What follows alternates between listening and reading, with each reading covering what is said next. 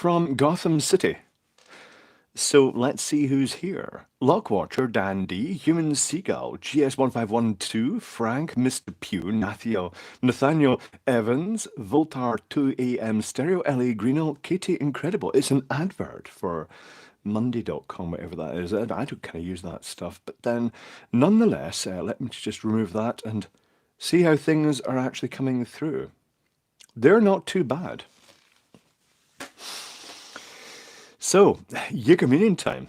Seagulls here. Everybody's here. The names are absolutely whistling up at very high speed. Okie dokie. Right, tell you what, where is the little shot glass? I shall have a Jägermunion, but it's going to be some of Ralphie's whiskies because that's what we've got here. And I'll use this one. I think it's the cheapest. Although when the bottle's kind of semi-empty like this, it means Ralph usually likes it. I may be drinking one of his favourite whiskies. Is that an endorsement for Bell's Special Reserve? I didn't think that would really be Ralph's thing. Audio okay, vision okay, this is good. So I'm going to pour a little Jägermunion. This is two. As is traditional for starting these off. I'm back in Glasgow for a while, yes. This is to victims of war on all sides, including potentially the UK, because, well, as you notice from the name of the stream, apparently Putin has threatened to launch a nuclear missile which will cause a radioactive tsunami, tsunami, that's a kind of sushi, that will wipe out the UK. Yay! This came from his propaganda minister, and all the media have jumped in the bandwagon and said, oh, we're going to promote this fake terrorism as well. Well done, media. Well done. Just as long as you're making money selling your inbred rags to the victims of war.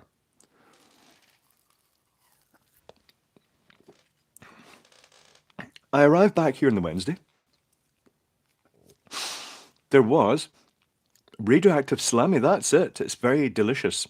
The messages are absolutely flying up. I didn't bring the sanitizer to Glasgow, Katrina Browse.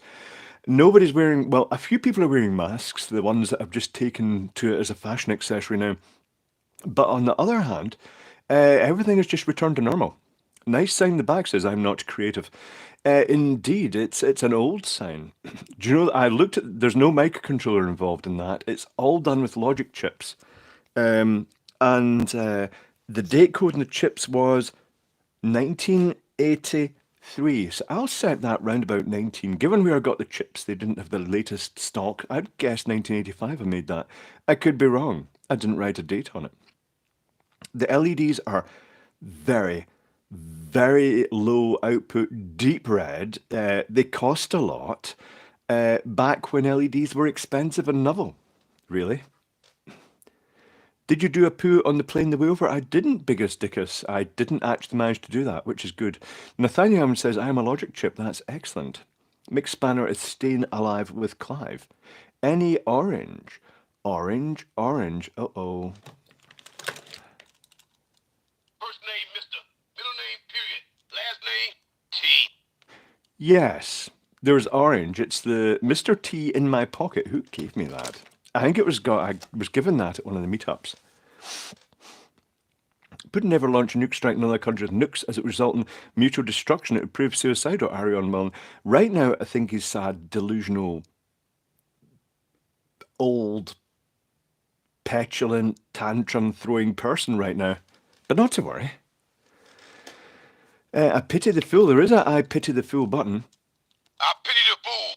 There we go. Last name T. It's the middle name period. Just doesn't work in the UK. It's when everybody shouts at the end of the sentence, they shout period. That just means a lady's like blood moment here. It doesn't work. We call it a full stop at the end of the sentence. Not to worry. It's funny when people shout period after a sentence, and it's just like they say, and that is the end of it. Period. It's just like, no, that doesn't work here. No. It is what ladies get, Raven Looney. It's very strange. So I've got some experiments to do. I have been buying more vapor devices. This one's interesting because it goes together friction fit, which is nice because you can just wiggle the end and it comes apart. So I have replaced the liquid. Oh, thank you, Grant. Much appreciated. I've replaced the liquid with It's got a nice fat 500 milliamp cell. What brand's this one? This is the Novo Bar. Very accessible 500 milliamp hour cell. Is it not? Is it 550 milliamp hour?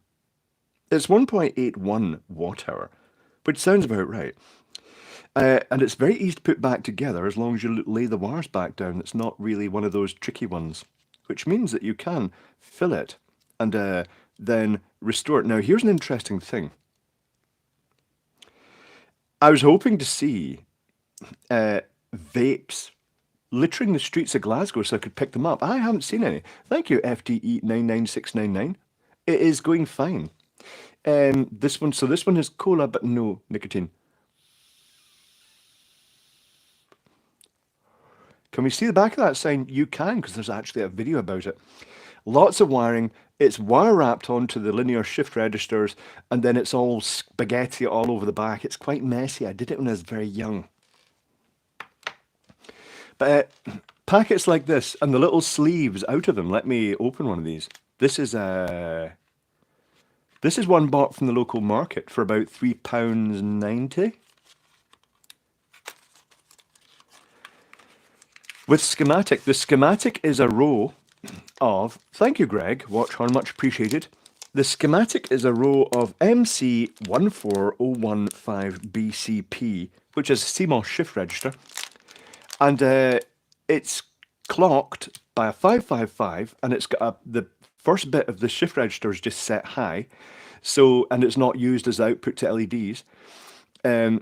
So when it clocks it, that one runs along the whole shift register to the end, and then when it goes out and on again, that's just a 555 again, turning it off and on again. And when it turns it off, it's resetting it, and then it lets it go again, and then it writes itself out. That's how it works. It looks all right. It took a lot of work at the time. So anyway, what I was saying, these little plastic pouches that these come in, and the little seals that they put in the front and back. So this one was from the market, the Barrowlands market. All I've seen across Glasgow, I suppose it's different to the cigarette packets, is these pouches, the little rubber seals, and these just thrown in the undergrowth, and people just open it and just drop it. That's how it's always been. But I've not seen the vaping devices lying. Are people picking them up and salvaging them? I'm not sure. Jonathan Hughes, the capacitor for that, I had to invert that output just because of the way the 555 works. The mirror, I can't really lie in bed and look in the mirror, but I do like the mirror. It's a nice, robust mirror. But it's got the capacitor is actually a bit of terminal block because I was doing a lot of experimenting with it. What's the crappiest electrical item I've ever opened, Arion Llewellyn? Oh, that is so hard to say. I've opened quite a lot of crap. Some of it is odd. So this is the one from there. This is the one. Cola. This is the one from One Below, the charity shop. Not charity shop, the pound shop. One Below is not a charity shop. They're selling one. I think they're a very similar construction. I've not opened these to compare the insides. Same little rubber sleeves in the end. They're very similar, aren't they? Difference in size.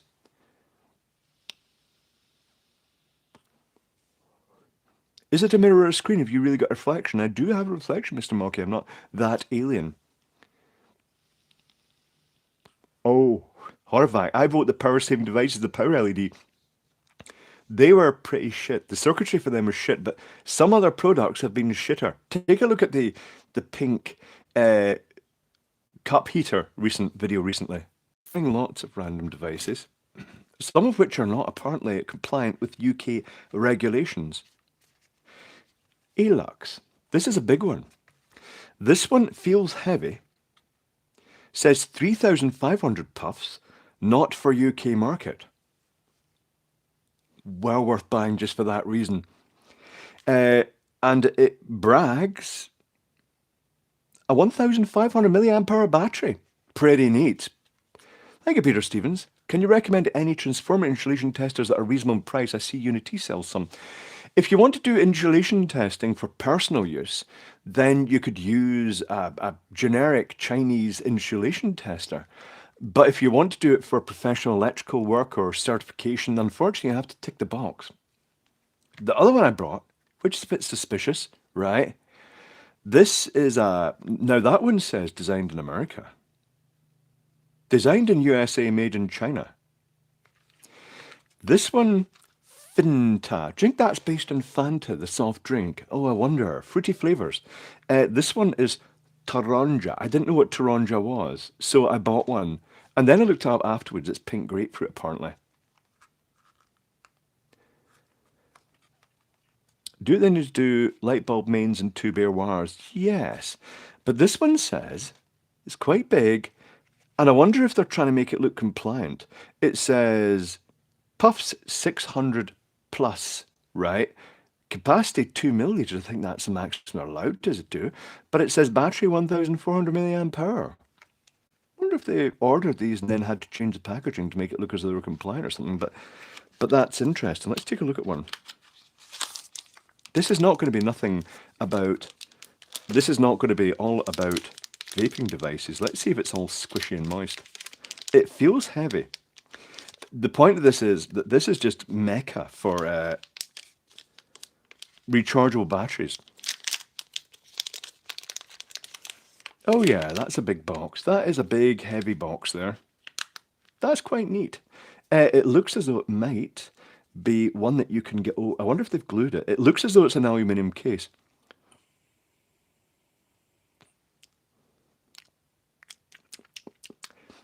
Fairy wash up liquid. Ugh.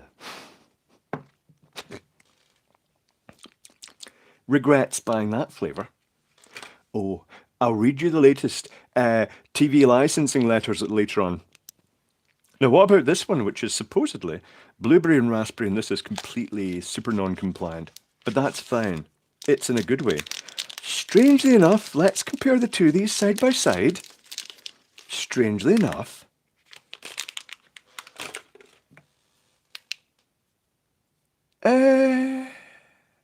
looking very similar.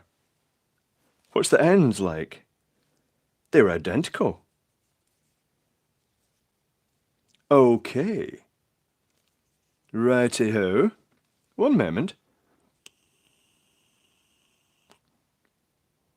What's that in my head? It's a Borg implant.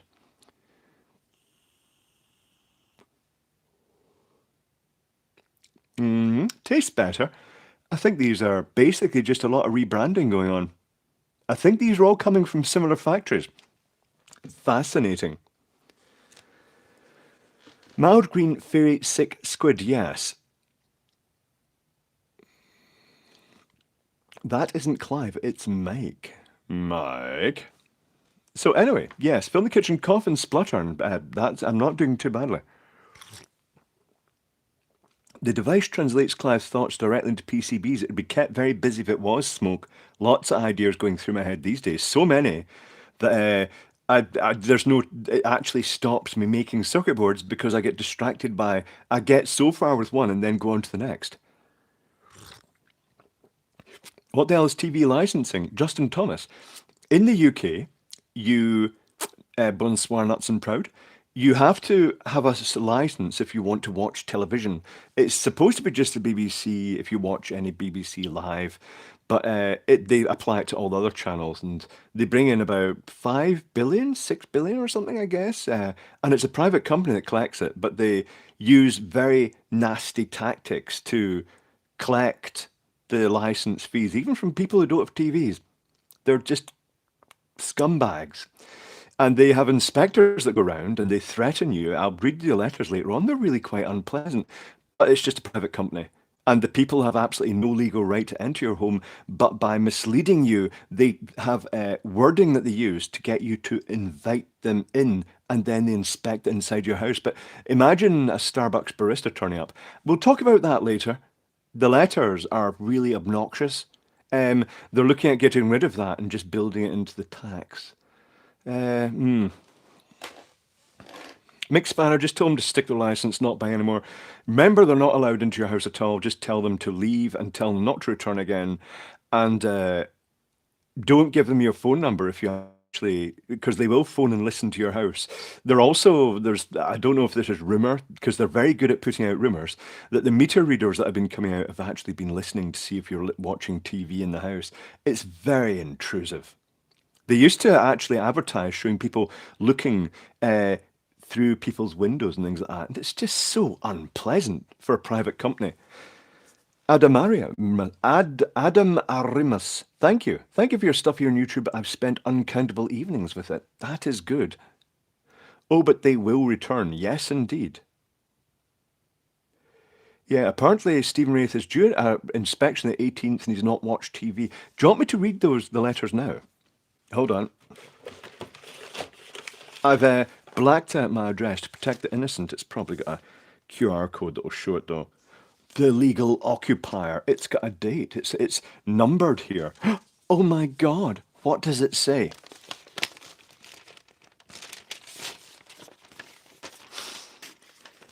March, April 2022. So it's March or April. They're covering March. You know, just in case you don't get it. We're giving you 10 days to get correctly licensed. Dear Sir Stroke Madam, there is no record of a TV license at this address. Thank you, Mr. Eggcake. Letting know it's Christmas time, indeed. There is no record of a TV license at this address. This means you are breaking the law if you are watching or recording live TV programs on any channel or downloading or watching BBC programs on iPlayer on any device.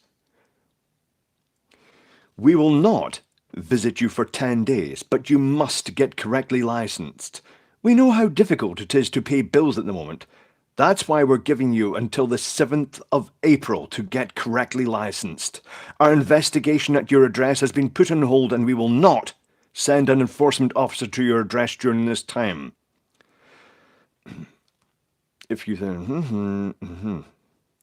don't contact us by 7th April, we will then start a full investigation of your address. Please turn over for more information. Oh, lovely. Lovely. So that's nice. And the next letter, it has. The next letter, we will be visiting your area soon. If any other private company did this, they would be in trouble. But not when it's involved in the propaganda channel. Your address has been scheduled for a visit, or scheduled for a visit, depending where you are in the word, by an enforcement officer. Dear Sir Stroke Madam, you did not respond to our last letter within the 10 days we gave you. This means we have no option but to start an investigation of your address. What happens now? We have scheduled a visit by an officer from the Kilmarnock Enforcement Division, just private employee. The enforcement officer, just a private employee, will explain why they are visiting and will be polite and fair. They've got no choice.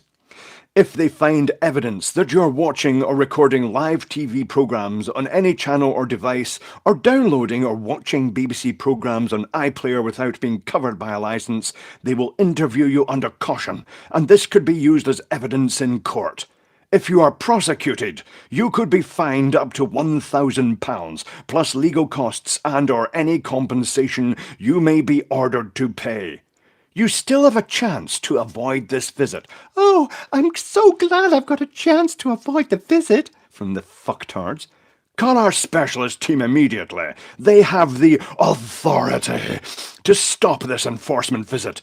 They also have lots of experience helping people in similar situations decide if they need a TV license and find the best way to spread the cost. Remember, you must call us now if you want to stop the investigation. What do you need to know about the enforcement process? We can apply to court for a search warrant to gain access to your property. An officer can interview you under caution in accordance with national criminal law. Anything you say to the officer may be used as evidence in court. You risk a fine of up to £1,000 plus any legal costs and or compensation you may be ordered to pay. If your property needs a TV license, you will still need to buy one. Wankers. In Scotland, Scottish criminal law applies. A report will be sent to Procurator Fiscal, who will decide on prosecution.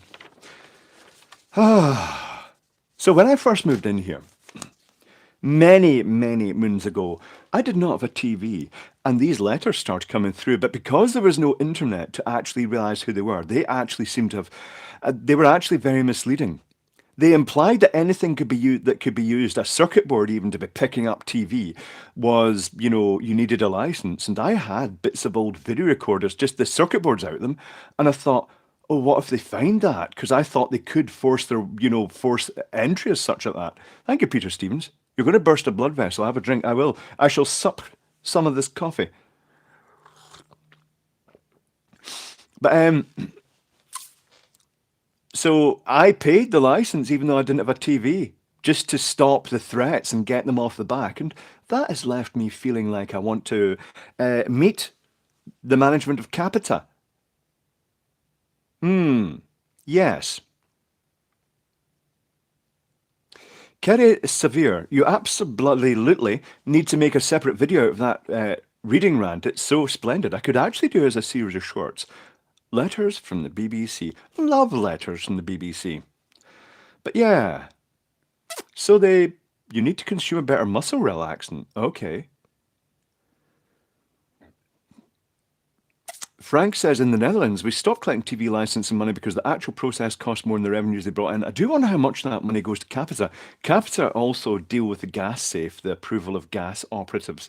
It's just a company. Well, I was going to say a private company. It is a private company, but with connections to the House of Lords. What does the C in Capita stand for? Wow. Wet sucking sound. Oh, that. Capita is run by Chairman Rod Aldridge, garbage user. I don't honestly believe anything they publish. I've looked for the directors, and it's very, very vague. They don't want it to be known. Maybe he's a fall guy. They're the ones who were trying to imply, using deceptive wording, that you also needed a license if you watched YouTube, which is just completely wrong. Let's see what we can do to give them a rough ride. Oh, Grant Rennie, the TV license collectors used to get master keys and walk into student halls and student dorms in the UK without the students' knowledge when they were out or even when they were present. That is, perhaps the people letting them in didn't know that they could just say, we're not giving you a key. It's pretty mafia-ish. It's pretty unpleasant. Fuck the BBC, says Pool Paul. I'm inclined to agree. I mean, there's a lot of technically skilled people who work at the BBC that can produce great content. I don't like their management. I definitely don't like Capita. Hold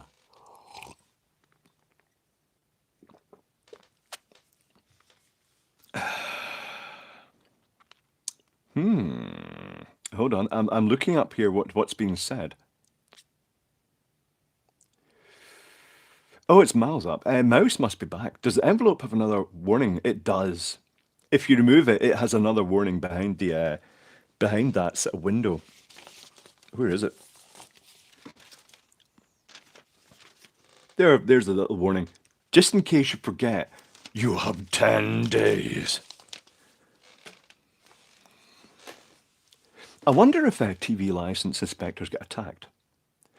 Philip Carpenter, stop yapping about it. Do something. I am doing something just by publicising the fact that it's just a scam. I'm not going to pay it because I don't have a TV. I watch YouTube, as most people do now. Do you know that this is quite important in the subcontext of what I'm about to talk about? That every single day, about a million hours of YouTube content is uploaded. That's a lot of content. So it's very hard to monitor it all manually.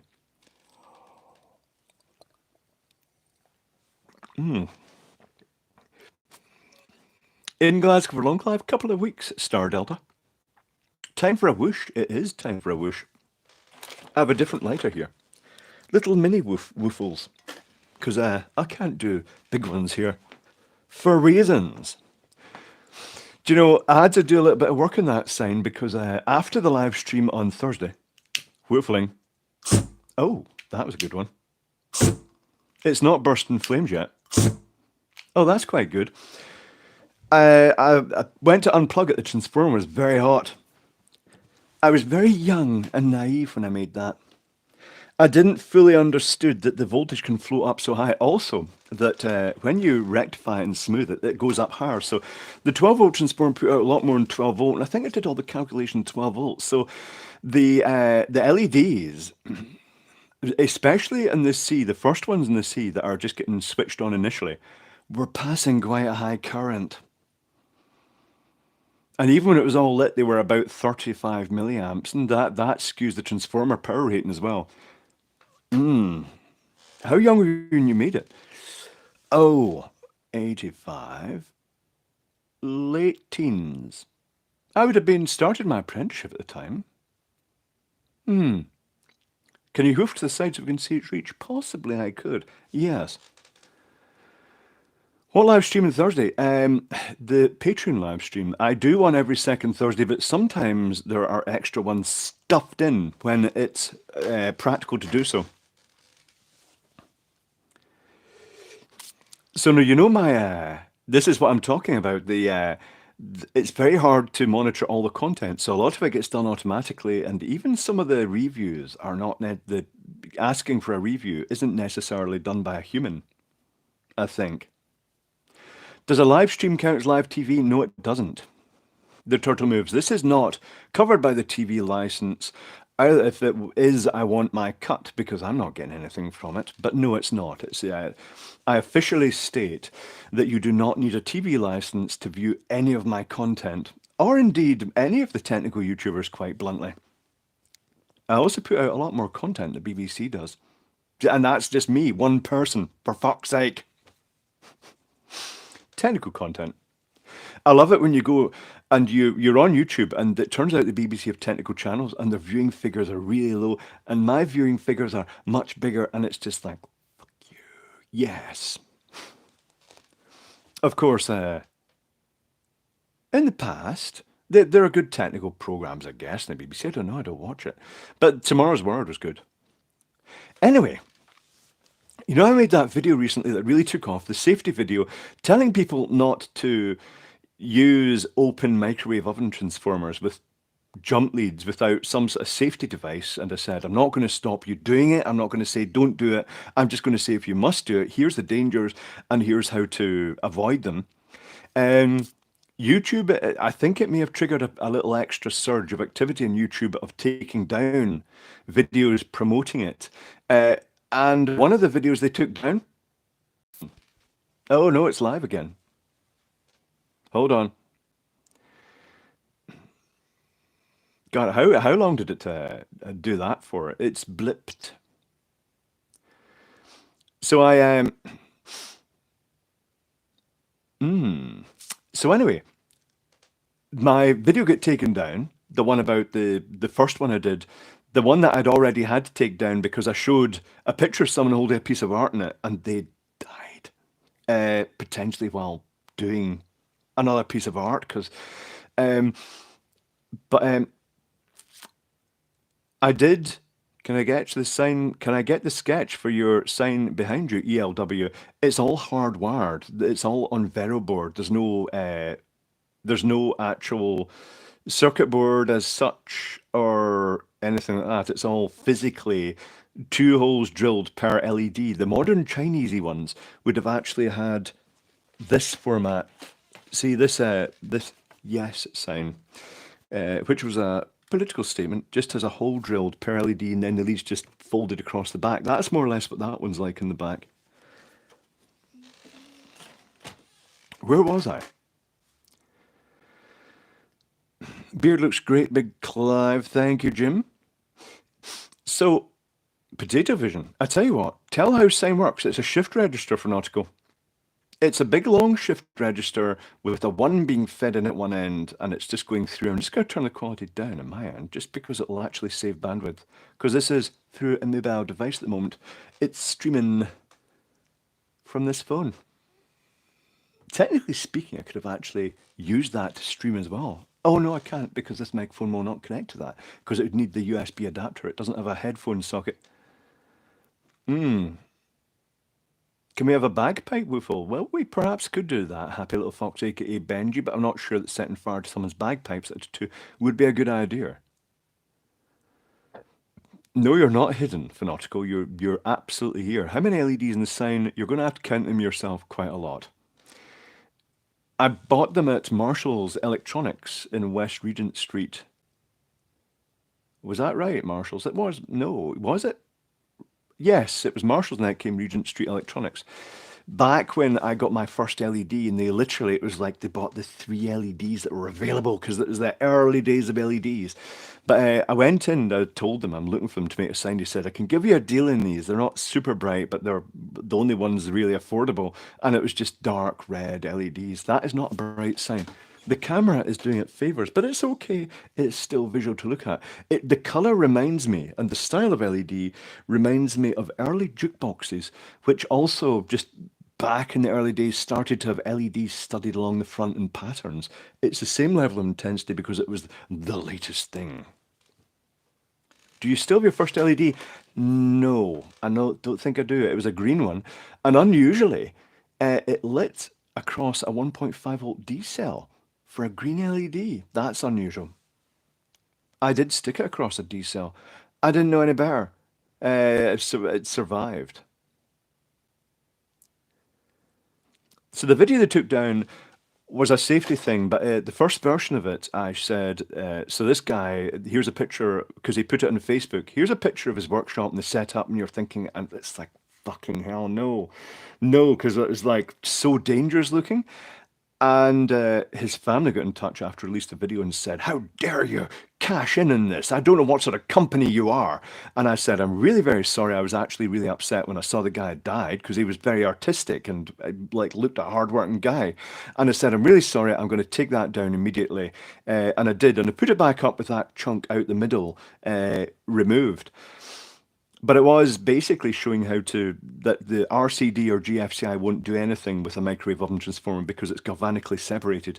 It was showing that it's referenced to Earth by virtue of being connected to the chassis, and that you're dealing with voltages that are higher in the electric chair and like some overhead line voltages, and the current it'll put through you is horrific. In the most recent video, there's a great, well, it's like great lesson. DJ Shipley, how he had his accident, and he describes it in graphic detail, how he just went bolt upright and his body just snapped around like that. And in my video about electrocution, I said, your head will kick back. He said it felt like his head was trying to push itself through the back of the spine, and all he could hear in his head was white noise. Very interesting. It's a really graphic and interesting account. Thank you, Mikey Yo-Yo. Shout out to my neighbours, Davy, Carr and the dogs. I'm in their garden party. Ah, hello, Davy, Karen, and the dogs. Hopefully I'm not being really loud in the background of the garden party. That'd be awkward. But anyway, they took it down and they said you can contest this. And I went through the thing and it said, would you like to leave a message when you actually challenge this strike as such? And I ticked the wee box that says, yes, I would.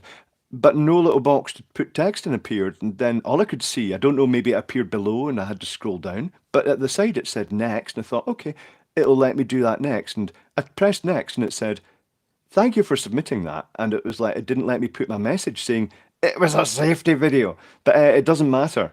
The new one is the new fresh one anyway. It'll probably get taken down too as well. Why are printers so slow? Well, it depends the printer you've got. Simon Allen, I kind of miss Maplin's, original Maplin's too, but they went a bit too commercial. More than 2,000-year-old electric power. BC-DC. Oh, right, Frank, I see what you mean. Tim Hunkin is very good, quite a smart man, very technical, John Robinson. His series are very good, and his strange arcade machines in his arcades are quite unusual, very unique. Redhead first, or would you like to send a message to them? Yes, but it doesn't really matter. It's happened. I've now, every time I go into the account, it says, "You're under warning." It's like, oh, oh well. Not a good time to release the cannabis vaping video thing, which I didn't originally know what it was. Or I'm already in the bad books for the sex toy video, so oh well. So if I disappear momentarily, I'm over. Well, the patrons don't know where I am because I'll be able to let them know. But they may, if it all goes wrong, I may not be allowed to upload or do live streams for a while. But if that happens, I'll be over on Odyssey, so it won't be a break. You'll just have to find it. Hmm. YouTube are not fucking Bobags or Vac.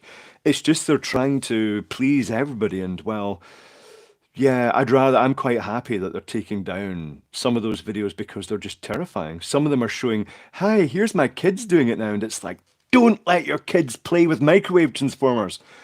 And now, if you look in the comments of that recent video, it's like the number of people saying, "Oh, my neighbor died doing that," or "Someone at the church died doing that," or "A friend's dad died doing that." And it's like they're dying left, right, and center. Let's stop that. What's Odyssey? LBRY, Barry Beedman. It's where my videos are backed up. It's a crypto platform, strangely enough. It was encouraged by David EEV blog. We all have our backups, so you can watch our videos there without adverts. Odyssey has stopped working for me. It says no content, Franco Walker. Oh, I don't know. I don't know about that. Callan Rowley, as a teenager, loved Maplin Embra with Silicon, the computer shop over the road. Silicon got busted shifting counterfeit Microsoft software. Oh. Horvac, it's ballbags, meaning scrotums. Yes, ballbags, that is correct. Horvac, it's keep in mind, as I say, there's a million hours of content uploaded every single day. It's very hard to police that. Work it out that if someone watched without even stopping to process it, watched 8 hours of video every day as a job, look, how many people would they have to employ to be able to deal with a million hours a day? It's a lot. And they'd have to understand the subject. And there is a point that having to watch every electronic video put up would get fatiguing watching through the whole things. Tom Houston, Odyssey Okie here. Clear your cache, try the Bear Earl. Who in the fuck pulls that microwave just for a bit of fun?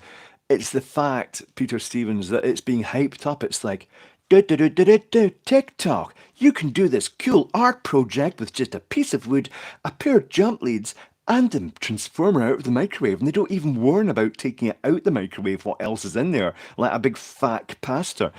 And then they don't say, "Oh, by the way, if you fuck up, you'll die." They miss that bit out. It's just like, Betty's Arts and Crafts. Anybody can do it. And they're standing outside in wet ground and, well, they're dying, quite frankly. They are dying en masse. It's not great. Ambit, Cricklewood, Greenweld, and Bull, Bully Beef Co. UK. Still about. Olive, let them die. I have been taking out some of the. I was going to put a filter on it. The people that say, "Ha, sounds like perfect Darwin selection," on the comments, and well, the bitch deserved to get her hand burnt. And it's like, no. Some of them are pretty arrogant. Is the Ember Tattoo back this year? Yes, I believe they're building the stands, and as far as I know, I'm on it, Doc Savage. I don't like saying decisively because you never know. I'm freelance. I'm self-employed. There's poison in the ceramics. Beryllium, as I recall, Tom Gukwa, bit of an urban legend to a degree. Beryllium is quite an expensive material. It's used in really high power, professional, military grade magnetrons, but the pink stuff you find in domestic home magnetrons without any warning labels saying warning beryllium or anything is actually alumina ceramic. Is that right? Alumina ceramic with a bit of chrome? Alumina oxide and chrome oxide. It's not beryllium. It's beryllium, and you're going to die. I hate arcades that pay out in tickets instead of not coins, Steve Perry. It's probably a requirement. Also, it means that there's no cash changing hands, which when you're employing minimum wage people is helpful. Thank you, Carol Hamilton. Eat chow mein. Vote Sinn Féin. I didn't pronounce that right. Sinn Féin. That's what I was thinking of today. You know how the BBC will be going, "Ooh, Russians going to bomb everybody." That's what it was like when the IRA were at their top peak. It was like their dream marketing department was the BBC. It did all their stuff for them. Aluminium oxide, aluminum oxide. That's correct. The survive part is just what gets really hot. It's totally fine. Just don't eat. I've no plan on eating it. Please make it a two video for us. I'll do my best. It's sometimes a bit tricky, Ellie Greeno, because it's a working environment. It's pretty hectic at times. The last one, it worked really well because at literally the last day of the show, the first show, I was running around with the camera, just roughing it and sticking it onto railings, things like that, and it worked pretty well. I'll do the best. Mr. Egg, can you vote when you're in Scotland? Well, I'm still paying tax in the UK, VAT, and I'm still kind of like I've got kind of dual residency in a way. So when I got back here, there was a voting form. So I voted. The team I voted for won. The Tories didn't win. And they say, but Pachinko is awesome. No tickets, Red Fam. Yes, but you get balls. Lots of balls. Little balls. I've got a Pachinko machine. And a big hole in a door here where it used to be. It's aluminium for Dave and aluminum for others. It's aluminum for America, but aluminium for the rest of us. Do you get two polling cards? No, I don't. When did the Russian nuke idea hit the news? Well, Neil, it was apparently and this is a bit of a clue, it was partly the Russian Minister of Propaganda. I mean, couldn't they give him a different name? It's a bit like they might as well call him the Russian Minister of Fake Threat Marketing. That's about as much sense it makes. And he provided it. Maybe he briefed all the British news outlets. They could go, the Ruskies are after you. They're going to bomb you with a big nuclear wave, and it's going to be green and glow and dark. Everybody's going to die. And they're just going, oh no, we're going to die. It's like, this is reminiscent of the past when the BBC was all like, the Russians are going to bomb you. You'd better get under your kitchen table because it's apparently bomb-proof. Yes, indeed. The Tories, the Conservative Tories or the Labour Tories, well, yeah, exactly. The Labour Party doesn't actually represent Labour at all anymore. They're just the Tories. Take a propaganda at the propaganda, indeed. Oh, I just got it. It's when the British take a good look at something, a propaganda. I'm going to have a propaganda at the propaganda. I suddenly got that joke now. Well, that was a bit slow. Oh, no. Clicks over common sense and calm. Indeed. Any plans for another MRE video? Yes. I have made a video about a pie. It was about a Frey Bentis steak and kidney pie. I've not even released it on Patreon yet. I'll give you a clue. I remember this from a kid, and it was like really great, all this fluffy pastry and lots of big chunks of meat inside. Not this time. I think the accounts department has been in charge of the meat portions. It was very sparse. My cup is empty. My cup is empty. Let us go for plastic bottles of rum. Thank you, Inumal. Poor Decision Fund. I'm very good at poor decisions. It's my speciality. Where is the little shot glass? I'm also very good at losing things, apparently. Where is it? I'm not going to pour it manually. That would be a disaster. No, I've kind of lost the little, the Jaeger Munich. Oh, there it is. I've found it. I've found it. In goes some rum. And I've got something different. I don't have to have the rum at the moment. I'll have the rum at the moment, right? But I also have a couple of cocktails. Snake and pygmy pie. It would probably have more meat in it. What we need is horse pie. Coo pie. Very jealous of Desperate Dandy's cow pie. The suet puddings are nice from FB, DC Allen. I was looking at them recently. They're about the same cost as the full big pie. Ah, the Scottish MRU is very good. Amazing how many took it seriously, Brad Power. I feel a bit guilty about that, and sometimes lead them on. Some was saying, what did they do about the discarded nuclear ration and things? And I say, they often hoarded them and they used them to heat their water heaters at home. I did fork it, DC Allen. Oh, you're supposed to prick it with a fork all over. I didn't do that. Not that it would have mattered. There's fuck all inside. It's a free bender's gravy pie.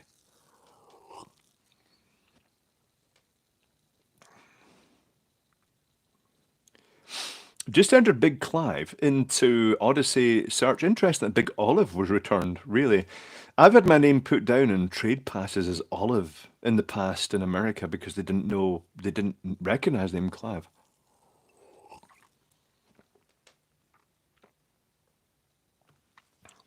You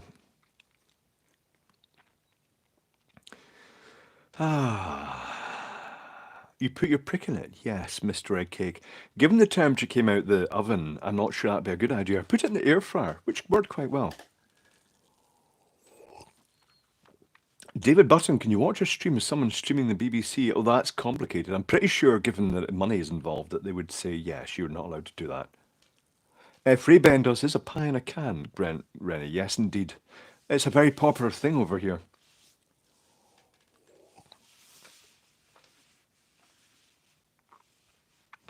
The local dollar store has really good egg rolls, John Robinson. Interesting. Oh, Steve Wardley. Clive, can you give me the best advice to keep my DeWalt batteries in top condition considering they're only used infrequently? Yes.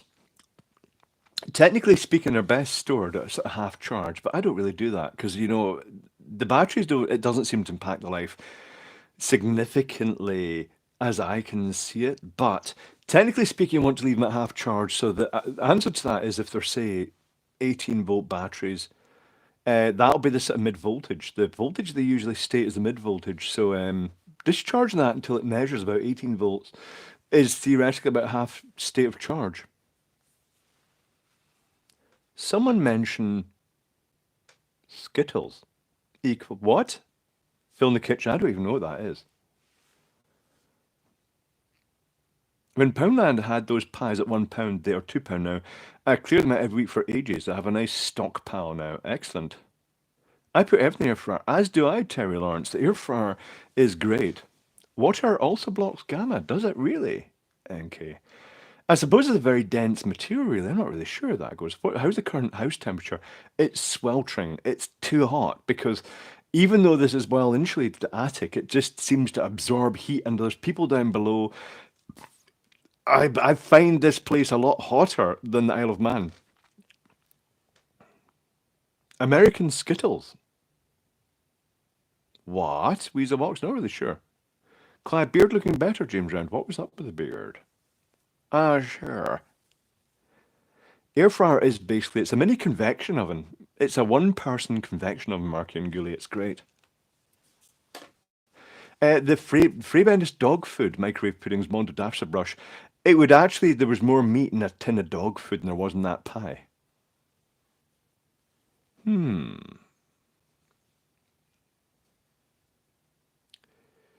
Uh, H Mark, very hard getting the Trident nuclear heater, but it's worth mentioning, just in case somebody says, in case down in England are saying, we're very concerned about the nuclear weapons. I'd just like to point out that both Britain, well, England and America have their stash of nuclear weapons stored in the vicinity of Scotland's biggest city. So if one of them goes off, it will literally wipe out Scotland's biggest city. And we live with that every single fucking day. So if any of them have a problem with that, we can send your nuclear bombs back down. You can have them at your port if you want. Okay, time to make a video of an amp repair, Kerry says. Interesting. Wonder what's up with it. Drag pastors, blown transistors. What's the best brand of air fryer? I don't know, Joanne. The one I got, I went for a simple one. I didn't go for one with fancy electronic controls, just the rotary dials for the time and its clockwork and the temperature. I don't think it has to be fancy. If anything, electronics aren't always as reliable as something simpler. Hello there, Nick Goodyear. Oh, talking of Goodyear. You know how everybody sticks their name on AA batteries, alkaline batteries? Here's a good year. Alkaline batteries, because I mean, their tires their batteries must be good because their tires are good, aren't they? I mean, they don't, it won't get punctures. I mean, like, it's a name I associate with, reliable batteries. Not really.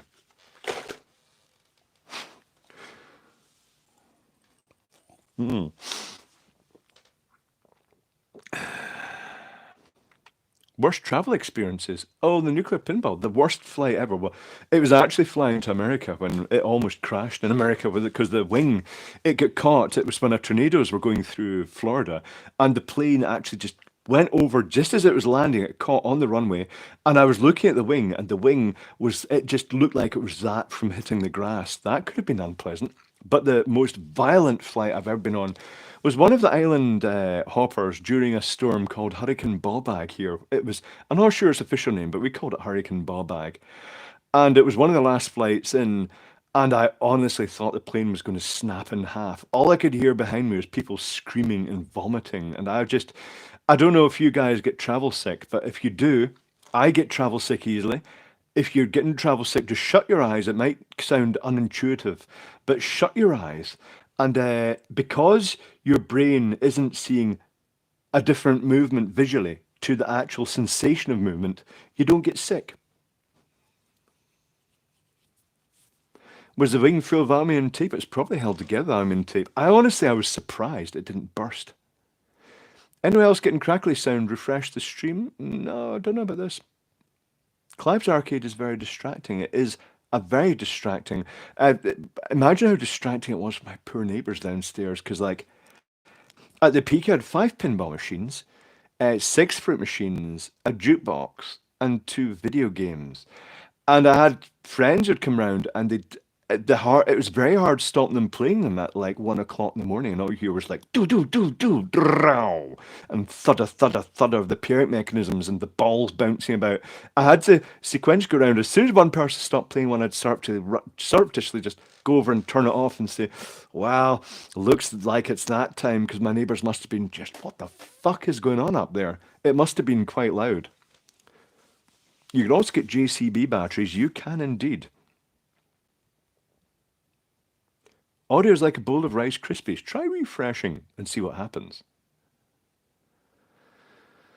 Sound cracked and refresh still doing it. Oh, I can't do anything about this.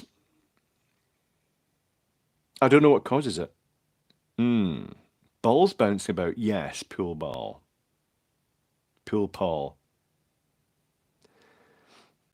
Yet it is crackling but bearable. My apologies for that. I can't really do it. Was, no crackle here sound is fine. See, it's this thing. It's wherever you are in the world, you're getting a different thing. I'm going to puff. Do I choose? Do I puff the washing up liquid one, or do I puff the fruity one? I'm going to puff the fruity one. What about Eneloop batteries, John McFern? Eneloop still seem to be considered the best battery, aren't they? Is this going to come out or not? Pliers. Is South London Croydon? In South London Croydon. All right, okay. That doesn't really matter where you are in the world. It's just it seems to be the part of the network connection. Keep in mind it is streaming to 991 people right now. Some of whom may have turned up to see the nuclear Armageddon and it's then been disappointed. Can I grip this in a pair of pliers? Oh, nope. That's it. It's all chewed up now. Oh, nope, that is coming off. That is coming off. Not sure this was the correct way to take this a bit. I've just ruined it. I think pipe grips would have been a better choice than pliers. Hold on. Bear with me one moment. Ralphie is hiding behind the sofa. Ralphie is in a valley. He's sorted. If there's a huge nuclear tsunami, I may head over to Ralph's place and take some solar panels with me. I don't think I'll need them though. I'm going to get my grips. One moment. Hagen P, the arcade sign is nice, but it's very old. It was very handmade. The joy of being able to walk around the microphone I'm just going to get a pair of grips. Where's my tools? There's a pair of grips. Destroyers.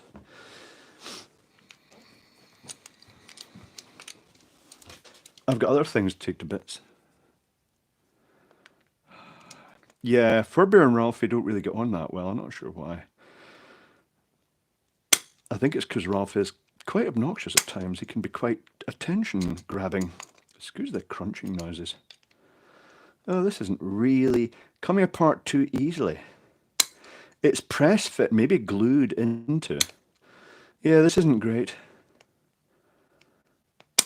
No, because there's nothing really to grip onto with it. No, it just keeps popping off. That's not working.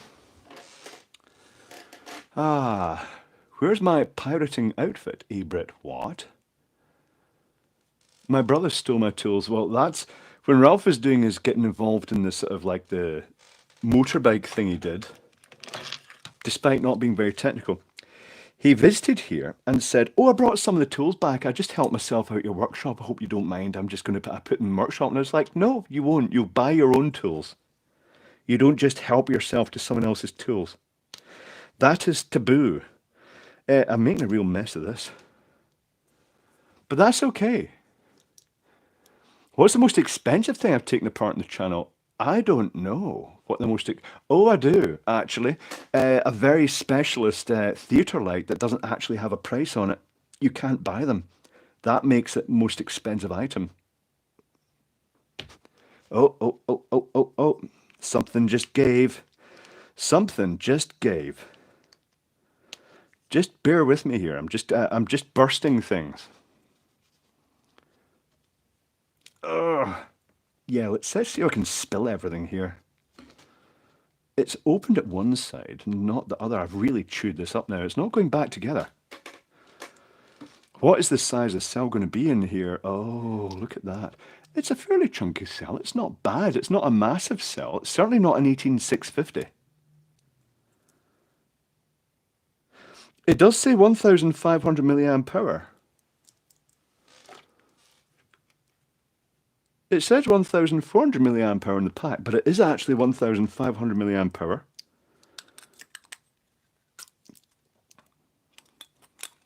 And this covered in nicotine saturated liquid is definitely a bit more than 2 milliliters, but that's fine. It's fine. Ugh. Yes. I brought a little charger over with me for things like this.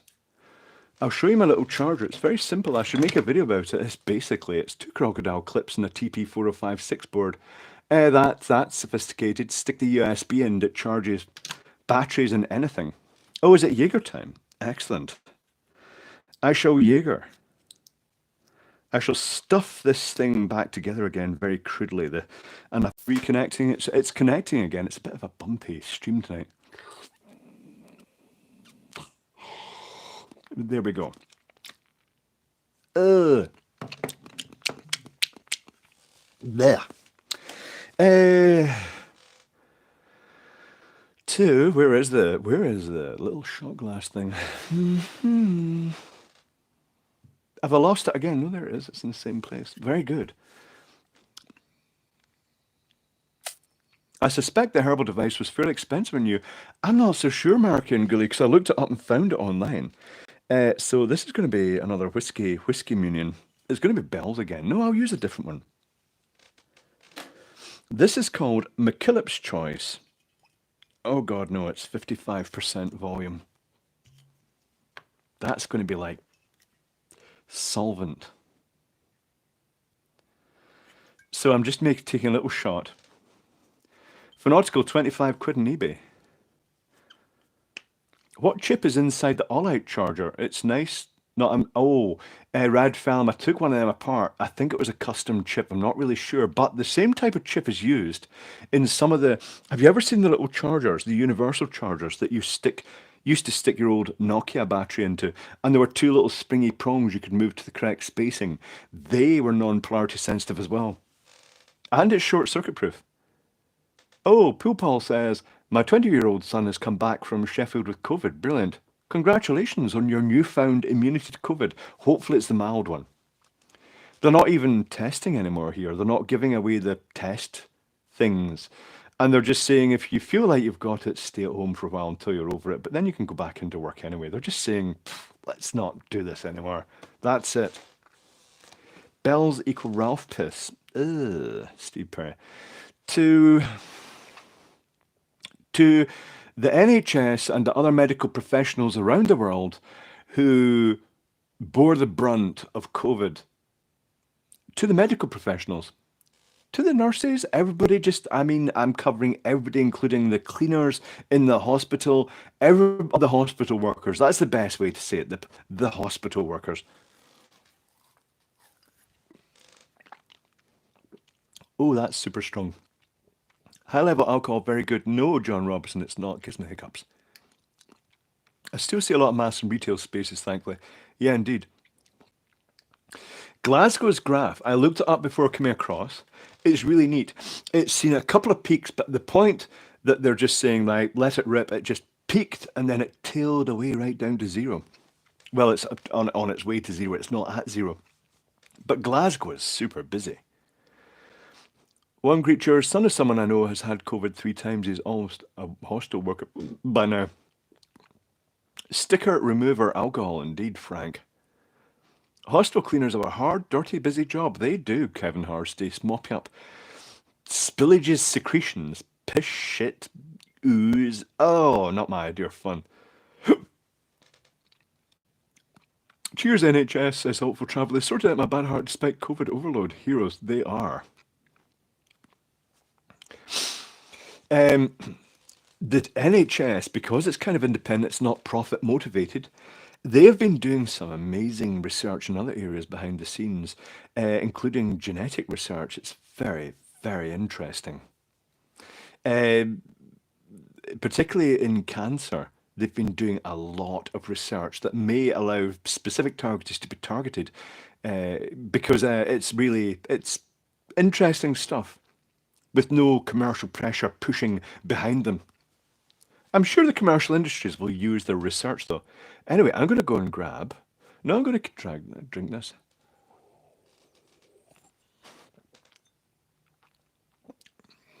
Aaron, well, sorry guys, I wanted to see Ralphie MBC videos. I'd watch them. Yes, you can watch what you want, really. It's YouTube. I skip through things. This stream, people will dot in and out. They do. They just bump in and out all the time. That's how to use it correctly. Grab a drink, grab some herbs, grab some snacks, enjoy the stream. Thank you, Voltar 2 AM Stereo.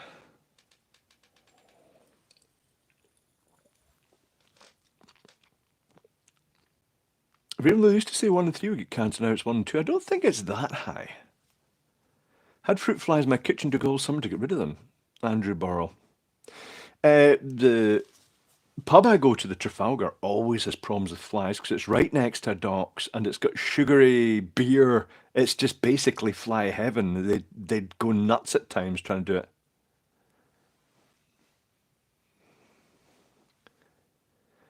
The fly had penises for eyes. It's true. I saw it in a document. That'd be quite handy. Are you undressing with your eyes? Oh, I'm doing a lot more than that. Yeah, it is Clive 1 and 2.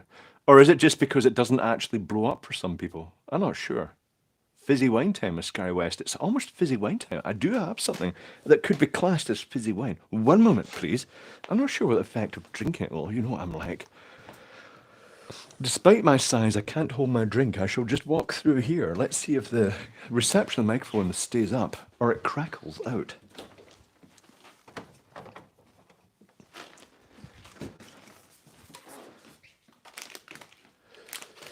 Hand snacks.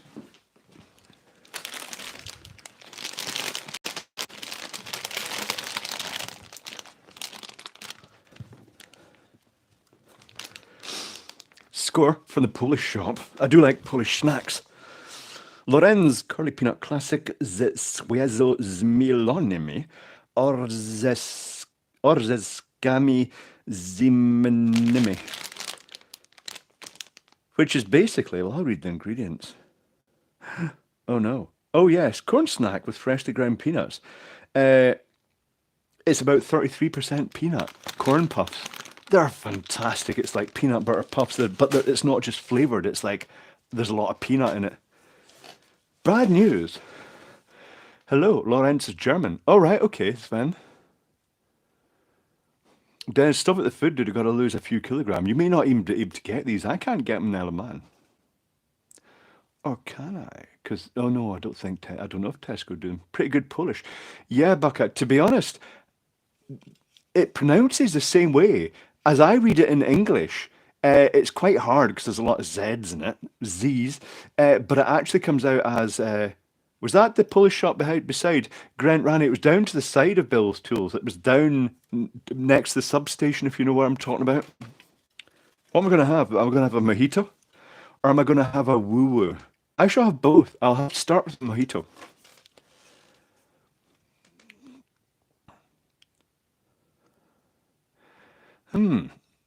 Have you ever tried making sparkling honeydew watermelon drink? No, I have not. What? Is Justin Thomas, that is correct. Mikey Yo-Yo, thank you. Me, Davy, Karen, and dogs are still here with a badass fire pit in Scotland. Oh, you're in Scotland, as am I right now. I hope I'm not being too intrusive. I hope I'm not, like, spoiling the party here. So here's a mojito. I shall drink this mojito as a toast to you guys next to your fire pit, because you'll need it in Scotland. It gets chilly at times. It's a very frosty colour.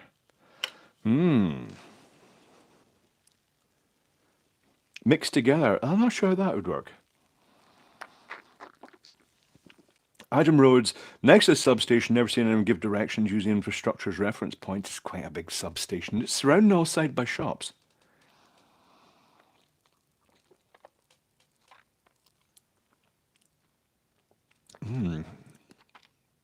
What new toys, gadgets? Well, because I'm traveling one, I have been buying things. I'll tell you what, this is interesting. I'm looking forward to taking this bits. I'm going to take this back with me to Isle of Man, and I'll take it to bits there for the best effect. It's flashing. It's flashy on and off. This is a Wi-Fi connectable lamp, right? But wait till you see it. It's Philips. And it's got warm white filament. One of these, each filament is a ceramic strip, and it's warm white one side, cold white on the other. But all the Wi-Fi circuitry is in the base here. And you can see a tiny little thing going up here, a little white thing in the middle with that's the little stub there is the Wi-Fi antenna, as far as I can see. What circuitry, particularly to give dimming control over two different channels of color for the color temperature adjustment. Thank you, RV Sparky. An electrical specialist, RVs, US motorhomes, etc. They often have three or more electrical systems that utilize together, but also isolated. It's fun. Are such RVs common all in your neck of the globe? They are in the fairground industry, or they certainly used to be, and the voltages were a problem, particularly 110 volts, because our 110 volt transformers are center tapped to ground, and that caused lots of problems, because I think one side of the 110 volt was referenced to ground. It caused lots of problems with them. Very hard explaining to the manufacture them, you know, the different electrical systems between different countries. That's a really neat LED text display in the background, Steve. It's very old. It's from about 1985 when I made it, and it's a shift register, driving transistors with clusters of LEDs in each transistor and a resistor. Is that a Hue bulb? It's not a Hue. It's not compatible with Hue. It is Wiz is their name for this one. 360 LEDs says Evolution. Okay. Is that just in the Clive's bit? It's old but fucking awesome. It's pretty good Horvath. It looks the part. The back is messy. You want to see the back, don't you? You do want to see the back. This is where I have to slouch over my bed, and then it all becomes a bit like OnlyFans at this point. Ugh. Pull the cable up. The back has the Venaboard circuit board here, and then lots of wire wrap, kind of wire wrap wire going out with the power bus going around the outside Transistors mounted locally next to each group of LEDs and resistors mounted locally next to each group of LEDs too. And a fuse and some very hot diodes probably. I added a load of diodes in parallel as a single diode, that's all I had here, just to try and drop the voltage that tiny bit that the transformer isn't actually getting smoking hot. I also drilled some ventilation holes in it. I'm just going to feel the transformer. Oh, that's better. Yeah, that's better. Ah, is that what you want? No, you're not getting it.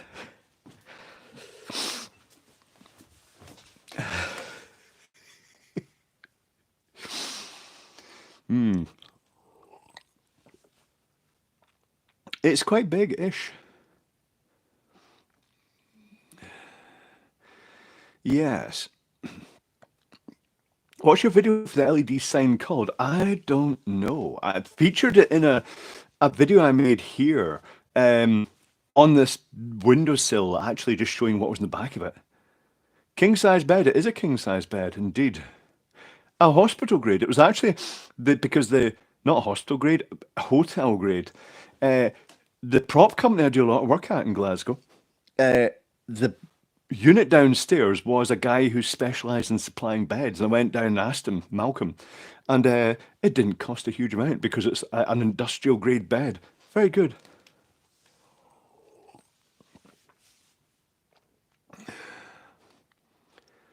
The transformer's not getting too hot. I felt it, Mark and Gilly.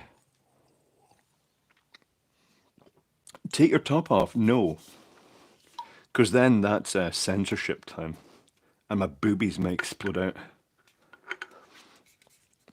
I should put that down there. This tastes okay. I can kind of jump in it, but I am quite heavy for jumping about in beds. I've been sleeping like a log. This place is so quiet. And so, because it's quite high, because it's in a block of flats, it just feels safe.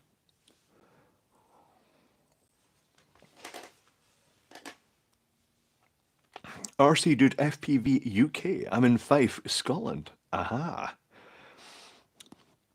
We used to have a branch in Fife. Or what? Yeah, I'm not really sure. Of Husman. We occasionally get the guys from there down helping us, and they had very strong accents.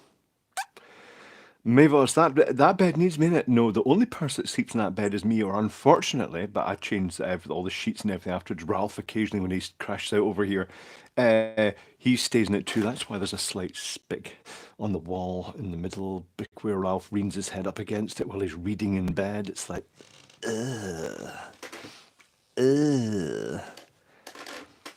Me, I'm dry. That's spelled 5. What?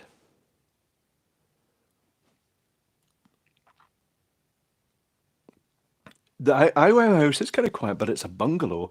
And when I went over there were two things.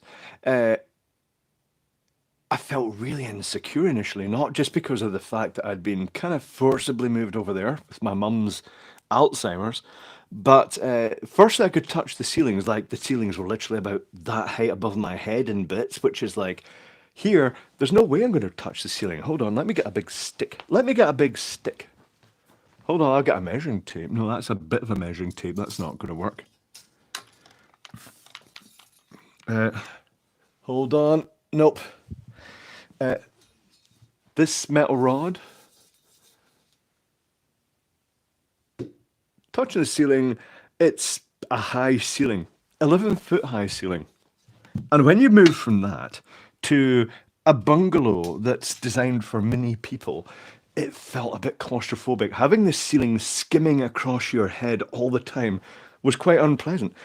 When I go into the kitchen in the bungalow from one of the doors leading into it, I actually have to, if I try to go in just walking like this, I won't fit through it. I have to actually turn sideways to actually go into the kitchen. It's that tight. Also, it was at ground level, and although it was an isolated bungalow, I was paranoid about the fact that MD could have gone up and actually looked through into any room through any slot in the curtains and actually seen me. It's just, it felt insecure.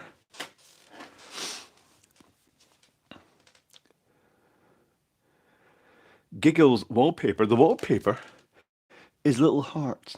Oh, isn't that sweet? It's the stuff that was here when I moved in. And I'm not into sticking paper in walls. I don't get it. It's just like it's a wall. Have you ever seen like American houses, right?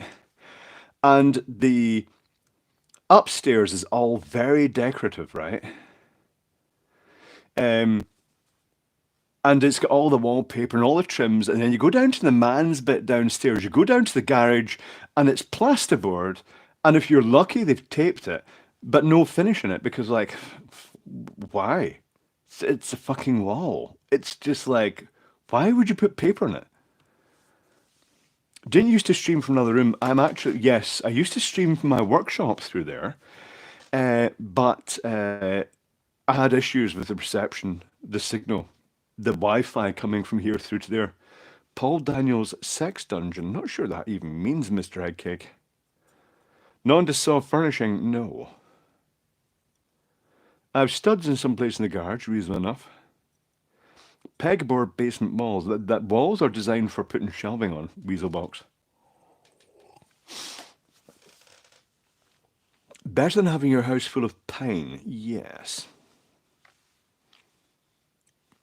Those unfinished space always look bad to me, says Nautical. Well, that's just your thing.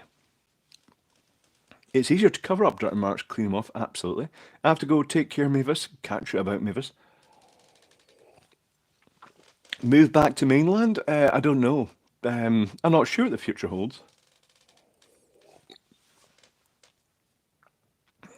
Now, I'm not saying that Isle of Man can get boring at times, but when you come over here and you're excited to go to Asda, the supermarket, that's a bad sign. Wood chip is known as donkey vomit. Watch the brightness. It's the YouTube app I'm streaming from. It tends to, when I get too close, it'll start stepping it down and up again. I'm not sure where its sensitive point is. I don't know if I can actually change that, or I can actually just say, if I touch the screen there, is it going to use that as intensity control or not? No, it's not. No, I can't control the intensity. Move back when independent Scotland joins the EU. There's many advantages to it, Jerry BVR. The Isle of Man has some advantages, the UK has others. I have to say, it's actually good coming back to Glasgow because it's got so much more character. I want to play it with my dingaling, says Ellie Greeno. Alas, no, that'd be quite a long distance to do it. At least no interruptions to June and Kevin. Absolutely, Dave. Hales. I'm safe here from the pesky MBC. Tax haven, if you're into that sort of thing, Rory McLeod, I'm not sure. If I was here, I wouldn't get taxed in America, but I do get taxed in America and the Isle of Man. It complicates things.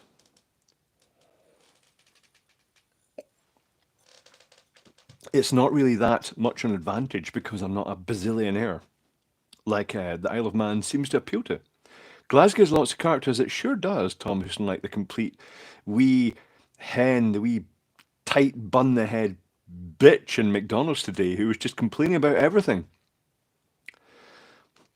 And the person behind the counter was they were proper McDonald's grade, cool about it. Yes, you could probably see in their head they were going, yeah, take your burger and ram up your arse, you bitch. But they were actually going, I'm very sorry about that. Here's my customer facing face. Lovely, happy, fun burgers.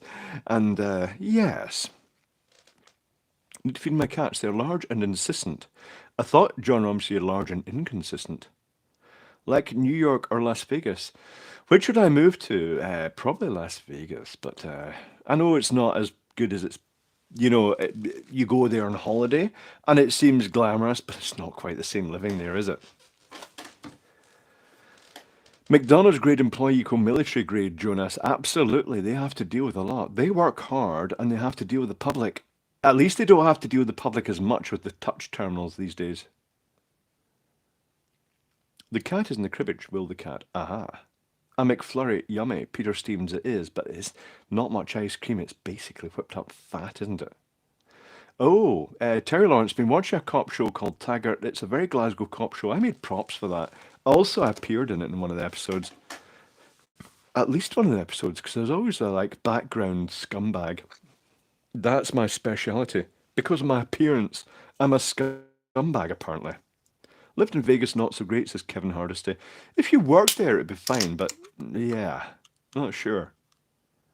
I'm currently eating a share box of McNuggets, Claude Fish. I never understood, well, I do apparently understand that you can get a six-pack of McNuggets with, you can make it a meal, but you can't make a larger pack a meal as I want to do. I'm having a woo-woo now. Because of the calories, I think. Not really sure.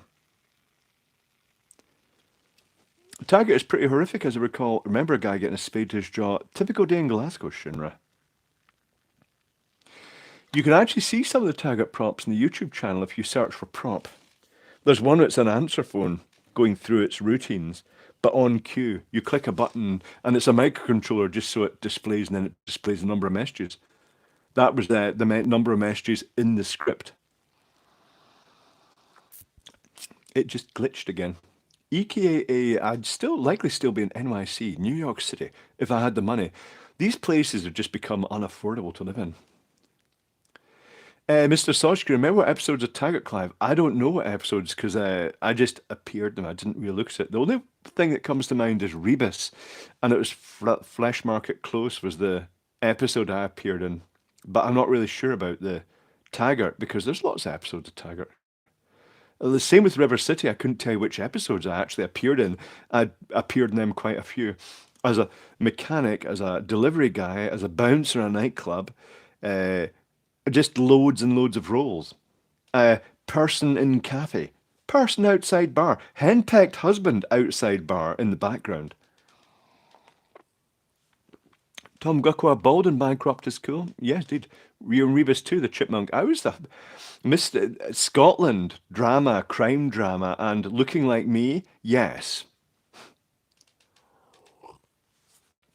They film in Glasgow, pretend it's New York because they're the same layout. They do, Raven Looney, and it's used for the Gotham City. It's used for the recent Batman films. I am a professional scumbag, Jerry BVR. I got my equity acting card within 1 year, just with the amount of screen time I clocked up. Henpecked is the best, Will the cat. Indeed. So that's the thing. One of the things I was told, like, say you're on the phone, standing outside the pub. The pub, incidentally, is a studio set. But outside, when you see people going into the pub in River City, they're just walking through a door and going off to the side, and then it leads nowhere, right? So it's just a door, and then it cuts to the studio, right? So I'd be outside, I'm on the phone, and on the film set, when they're actually recording it, you have to be silent. So yeah, if you look at cafe scenes on TV and film now, all the sound of the people in the background is added afterwards. The people in the background, the extras, are all miming. They are like having their drinks and they're just chatting silently.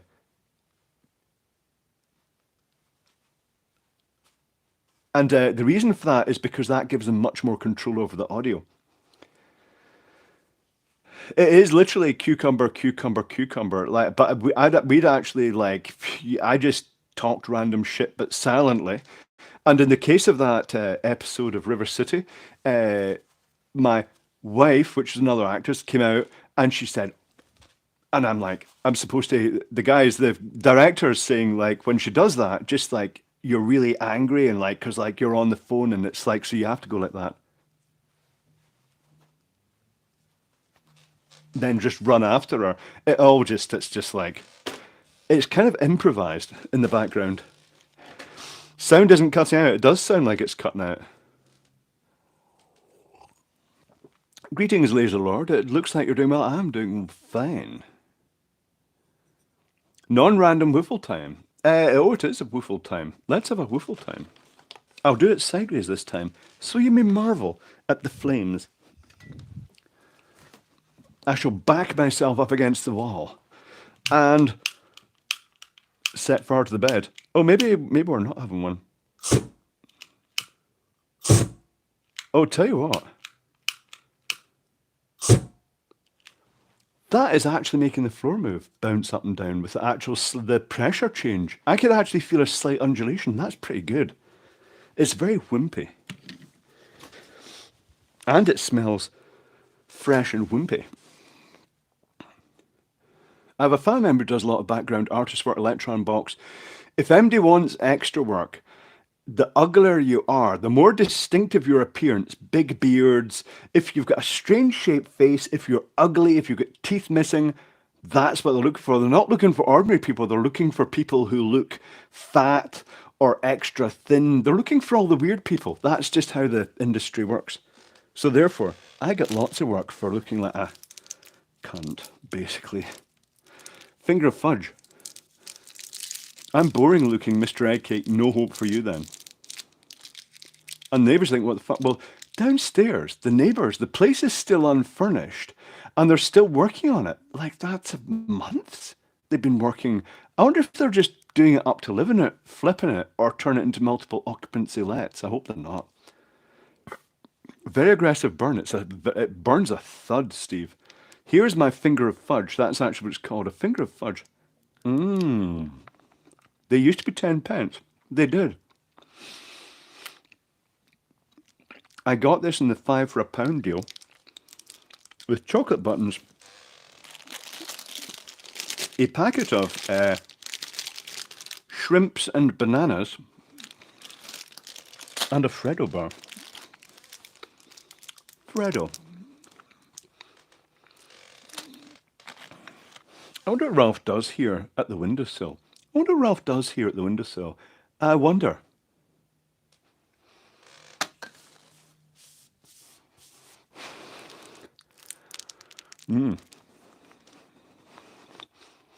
I remember shrimps and bananas videos.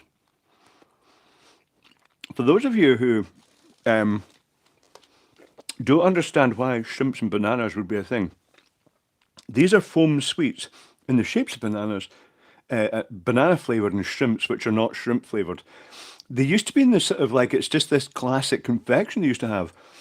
But I don't know if you have it like 1 cent or 1 penny candy trays in the sweet shops that, or the candy shops, that when you had your pocket money, you could pick and choose what you wanted in your wee paper bag of the candy. And they had these foam shrimps bananas. So because they're fundamentally the same material, they just established themselves as a thing in Britain. Shrimps and bananas. Casey Neistat, I remember him getting some of those and thinking, that is weird. But then like them. Penny chews indeed. Paper bag candy. Yeah, use a box. Woolworths, pick and mix. Michael Brown, good to see you too. Cooking with cows, as far as I know, I'm working into 2 this year. I never like to say 100% because, well, I don't like saying that until I'm actually there because I am freelance. Casey Neistat is Gollum. He's not been putting videos up recently. Such a successful channel, then his wife said no, and he stopped. Wonder if he still earns much money, or his wife suddenly realised that's where the money came from. The shrimps are bang, but sweets used to be so dirty in the shops. When you were a kid, Codfish, you do not worry about dirty sweets. Chocolate flavoured tools, they were awful. Chocolate flavoured is the word.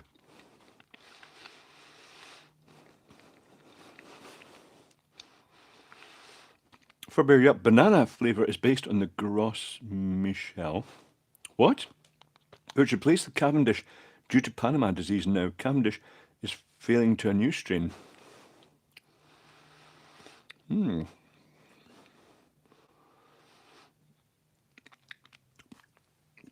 Minky Mutu says, are you free for a meet up later on? Well, I'll be in and out of Glasgow, but I'm not sure if I should arrange a meet-up yet because I think it's still early with the COVID thing. I think I might leave that till the sort of Embra, the sort of tattoo type thing, although that's going to bring all these people across from overseas at the fringe. That's just going to cause another outbreak, isn't it? Oh, not to worry.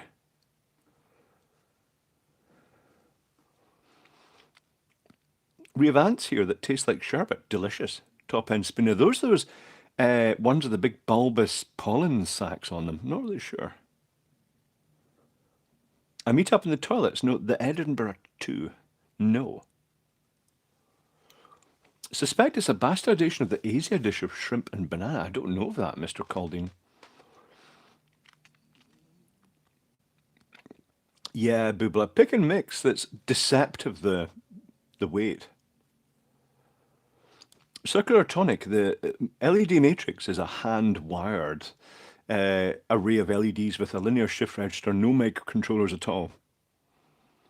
Great audio solution, practical and effective, Frank Molloy. It's just what you do to get a good audio signal. And I've got a little bar graph that I can keep an eye on to make sure it's not clipping into the red. Do you ever get up to Switzerland? I've never been to Switzerland. KJ6EAD. Spectrum Duo. Oh, how so random, but update on that visualizer. It mostly worked, needs a few tweaks, but it looks like it's going to work pretty decent in Wanda. Aha. Ralphie's having an outbreak. What? Ellie Greeno. Should everyone have an ionizer? Personally, I think yes, Mike Hanley, but it's a controversial area. Ever had a lime milkshake? I'm not sure, Sky West. I think I may have come across lime-flavoured milk flavouring. Circus peanuts are a foam candy that's banana flavoured. Oh, right, okay. My God, I've heard of Circle peanuts. Scruff Dog, I turned 45 this Thursday. A mere child, Scruff Dog. Don't feel a day over 90. Mr. Planet Man, thank you. Much appreciated. 45 is the magic age, Scruff Dog, that your eyesight's going to start going, unfortunately. In one eye first, and it gets so annoying because you're trying to read surface mount components and you can't read them. Very annoying. You in the Ouija Big Clive Live? ZX Renew, I am back in Glasgow. I called in by the Barras today.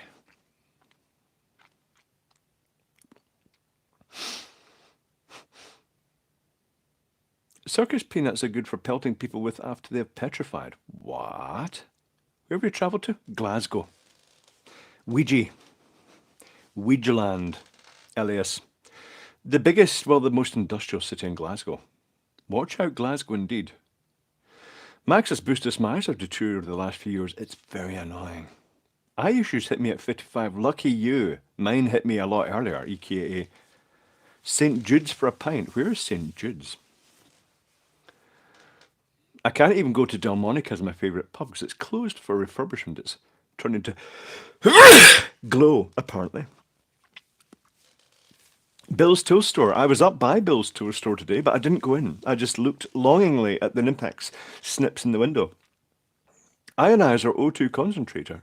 An ionizer, all it does is it puts electrostatic charge into the air. Have you ever been to see Billy Connolly? I have not, Chocolion. To be honest, regional comedy, a Glasgow accent and Glasgow patter is not fun to people who live in Glasgow as much as it is to other people.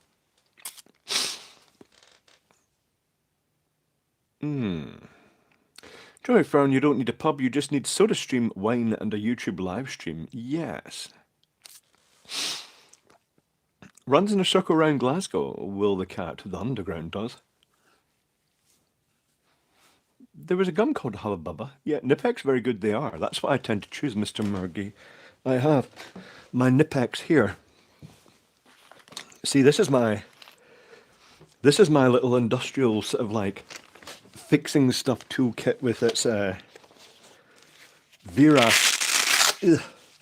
optimized tools toolkit and all the VDE stuff. These are nice and shiny. These are relatively new, and these are not so VDE, my pliers. What brand are these? What brand are they? Ergo. Ergo by... just Ergo. Okay. And things like my little stubby ratchets. And of course, fluke test lamps, because to tick the box. A Leatherman, and a crucial tool in the entertainment industry, a big shifter. Backhoe. Only good quality will do, only good quality will survive. It's very optimized.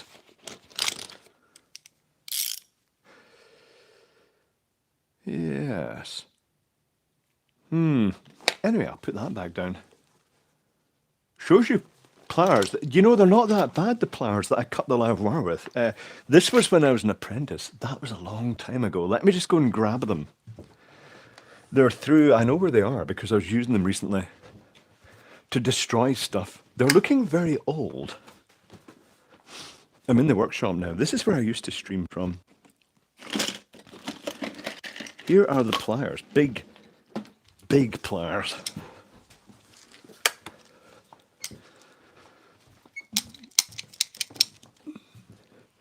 The blade isn't actually that damaged, despite the fact it was quite a bang when I did it. There's nothing really obviously through them. There is a wee hole in them, but these have seen the wars. Look at the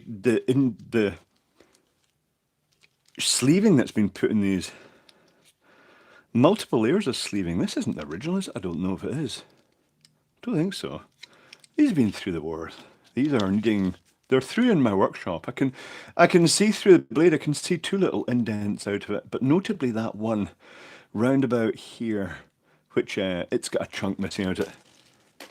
Needs some plasti dip, indeed. I don't think they're VDE.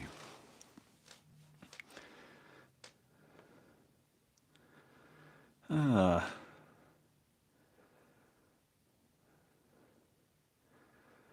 Glasses made my vision worse, Mr. Eggcake. If you switch to using reading glasses, your eyes will get a bit lazy.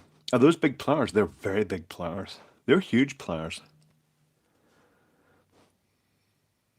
One of my co-workers got a load of tools in and said that he thought of me when he had those ones and sold me them because I had big hands and it just those I was the only person those pliers really suited. You can buy scissors designed to cut wires, designed to cut tin plate as well, iron well. They're very rugged scissors. I like the backhoe sets of spanners. That's what I often use Minky Moo too. Andrew Edis, I think everybody's got a pair of snips with a hole in them, or side cutters where they cut live wires. Have you ever noticed that after a blue flash you only see yellow spots? Yes, Oscar Wilde, your eyes adjust colour. If you go into a room with just, say, for instance, blue lighting, if you go back out again, everything will look yellow. And if you go into somewhere that's got red lighting, it'll go look green when you go out. Your eyes automatically compensate. A lot of pre-processing goes on your eyes before it even gets to your brain. They're pretty sophisticated. Oh, the Knipex. Oh, right, okay. And Vera. And Vago, apparently.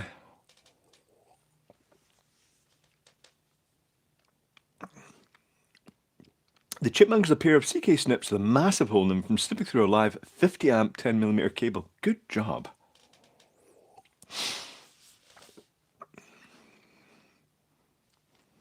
That is funny. Literally like processing. It is pre-processing, Jonas. It's pretty impressive. Eyes are like magic thing about it. They're just incredible. What goes on the eyes, E and C. It's not simple at all. There's a huge amount of color and image intensity processing goes on before your brain even gets involved. Really ridiculous. The same thing, if you look at the rotating object and then you look at away from it at a solid surface, it looks like the wall is moving because it's actually processing. It's trying to compensate for the movement it was perceiving.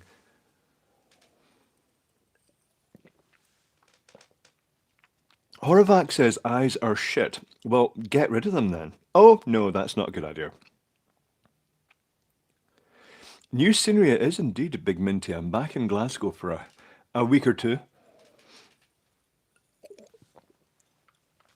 Perusing shops full of technical shite, and pound shops, and other things, looking for interesting things. Things I can't get now, man, not even get them posted to me. Including big, huge, stogie vapes, which will get filled with nicotine-free liquid because, yes. Oh, just this will save time.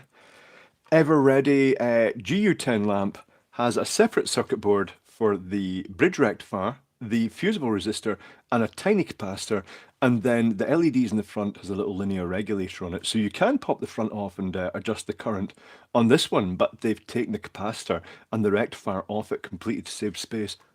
Interesting.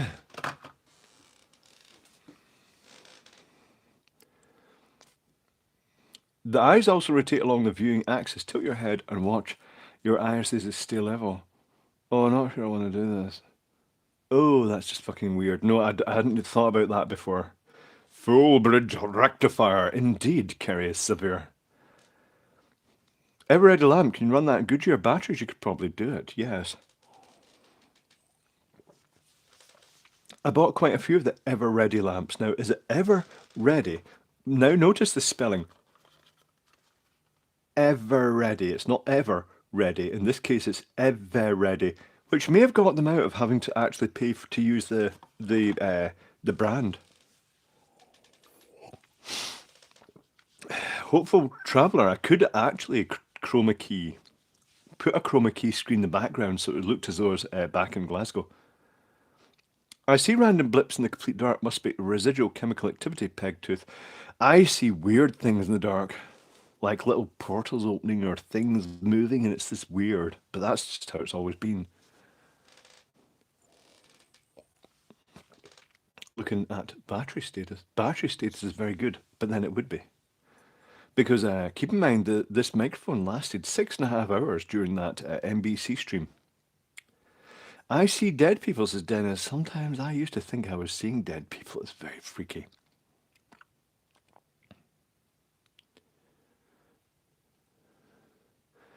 Oh,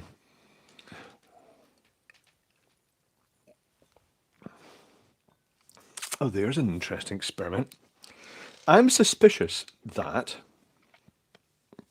these vaping devices may have some sort of anesthetic in them to actually make them pleasant to inhale from. Because this one uses, I've emptied this one and filled it with just standard liquid with nicotine in it. And if I breathe in this one,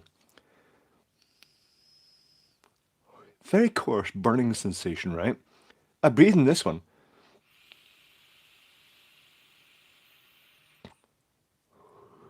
Smooth and flavoursome. Then I breathe in this one again. Less burning sensation. Lidocaine, I'm not sure about that. Like menthol. It could be menthol because a lot of these says this is banana ice. It could be menthol that's being used as a to mute that. That is an interesting thing. I don't know. I might have to experiment with that now. That is interesting. I do have a small quantity of nicotine menthol liquid. I could try that. That is an interesting experiment. This one, on the other hand, this one has no nicotine, and it's cola ice. Well, there's the ice again. There's the ice thing, and I put that into this one, so it's nicotine free.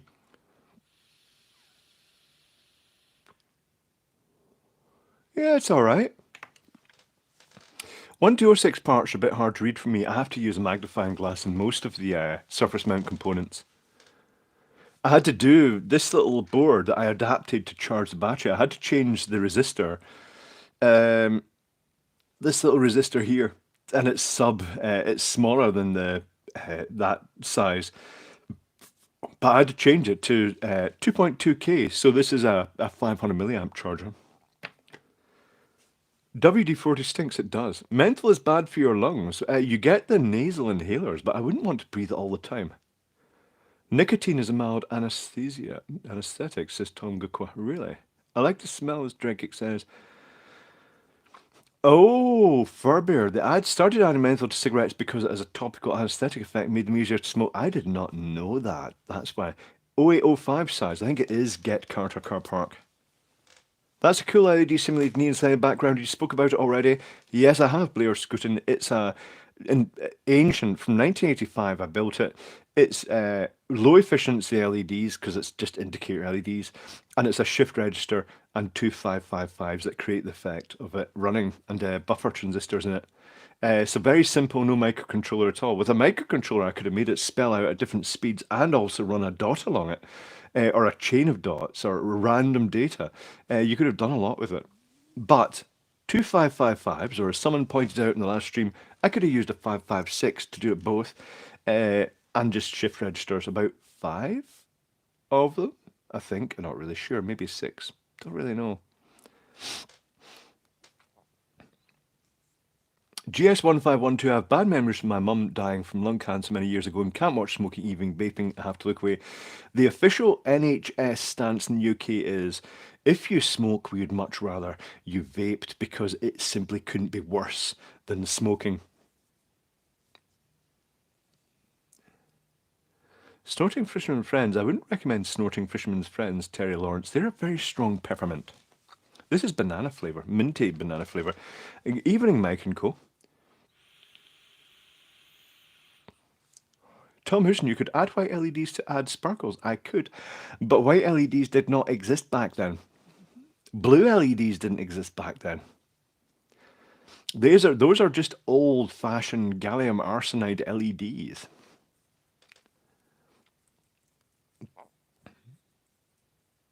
Can you get Buckfast vapes? It would not surprise me, Maxis Boostus, because you can get ones that are flavoured with things like Red Bull and things like that. So it wouldn't surprise me if they had Buckfast ones.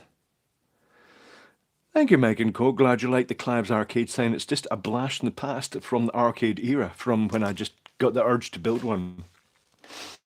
A poll on what?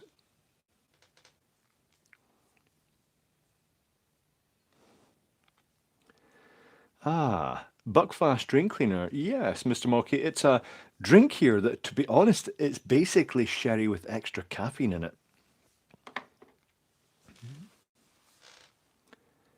I bet I could do it frame by frame. The stream is over. What? Sardine and blue cheese grapes, Scott Miller. What was the flavour I saw? Oh, there was a flavour I saw today, and I was thinking, really? Buckwheat flavour or something like that? It was a really strange flavour. It was almost like it was from China. Well, it is from China. And one of these flavours from China I'd come across, but I couldn't see him, Dave, like really wanting to choose to buy that. That's very strange. Oh, you can get savoury vape juice. Not nice. No, Sam Warner, that doesn't sound nice. Vape liquid with high PG is harsher. This one here, actually, no, I made this almost completely glycerin, but then I've added the cola afterwards, so it does have some PG in it.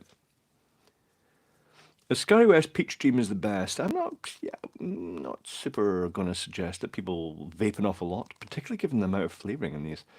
Find the grouping on the LEDs. You could find the grouping LEDs. Slowing that down would actually make it more visible. There's about 4 LEDs in each circuit, I think.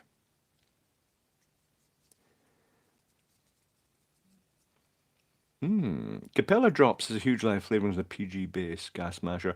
Yes. Bok choy vape. It wouldn't surprise me. Can you imagine what they've got in China? It'll be sushi flavor, nigiri fish, or in this case, washing up liquid flavor.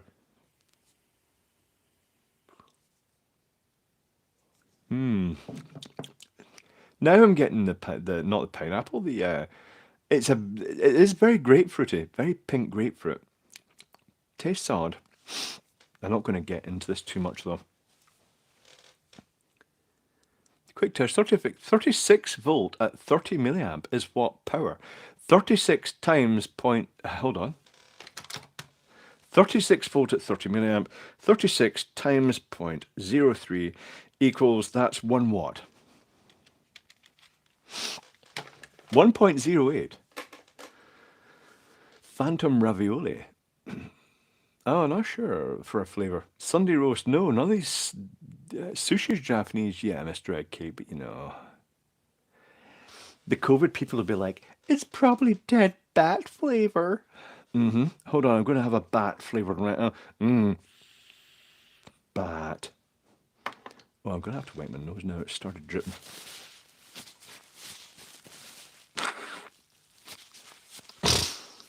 GS1512. The tobacco industry is guilty of manslaughter, but I don't. Money talks. Imagine what they're putting in food these days. I bet there are durian vapes. Oh, gas leak central. Yeah, I think that the directors of the tobacco industry should all be executed because they know fine well they're killing people and they keep doing it.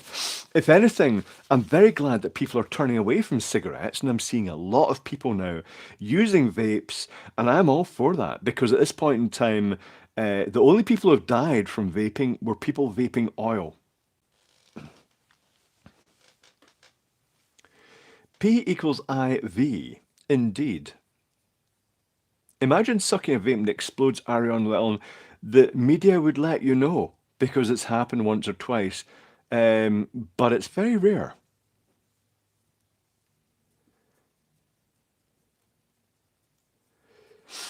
Well, the banana industry has also killed many people. What with people falling or slipping in the banana skins, Elias? I'm not really sure. Ugh. I don't know what jism smells like. That's a jism comment. Hold on, what? Someone I know said the red light area in Thailand, at every other block you get a jism type smell, Mr. IK. I'm not sure what jism smells like. Wouldn't it just be an ambient smell they were associating with the red light district? I'm not really sure. They were vaping oil because they were Shinra. They were vaping cannabis extracts early days. The spate of deaths in America was because a thickener was added to it, the vitamin E acetate, which was the one that caused the pulmonary pneumonia, lipoid pneumonia. Do the heaters and the vapes give off any trace matters as being inhaled? Get Carter Car Park. That's part of the propaganda from the negatarians and the tobacco industry saying that because of the electrolysis and the liquid, that when you inhale, micro metal particles are coming off. What do you think you're breathing in when you walk next to a road? Because all the vehicles are putting out micrometal particles. I'm pretty sure that even nature has metal particles in the air as like fractionally sized dust. It's not something that worries me. They came out with every possible reason that you should not use vapes, and vapes are dangerous for you. You should keep smoking the traditional way and giving money to the big tobacco companies, which are associated with certain religions, but let's not talk about that. Money, yes. Well, I'm going to unsubscribe now because you engaged in anti-religious discrimination against a particular culture. Yes, indeed. Popcorn lung was the diacetyl.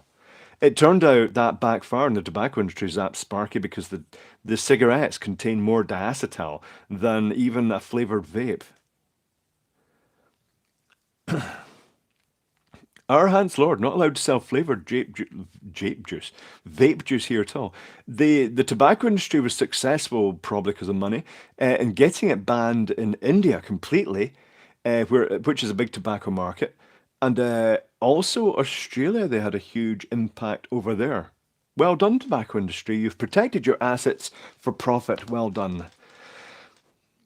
How would diacetyl get in cigarettes? I believe it's just that there's a whole cocktail of chemicals in cigarettes.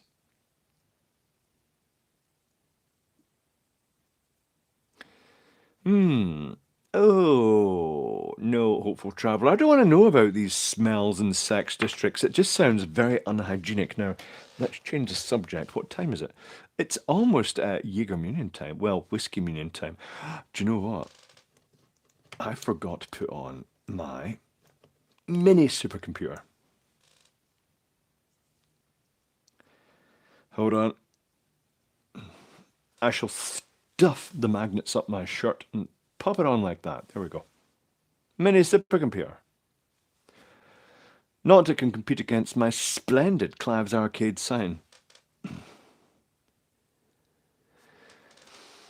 Is it New Zealand that are making it people, if people burn after a certain year, can't buy fags. Fags is it means cigarettes in other countries. I just want to mention that. Uh, I don't know. Steam D Brown. I don't really know. I think cigarettes should be banned.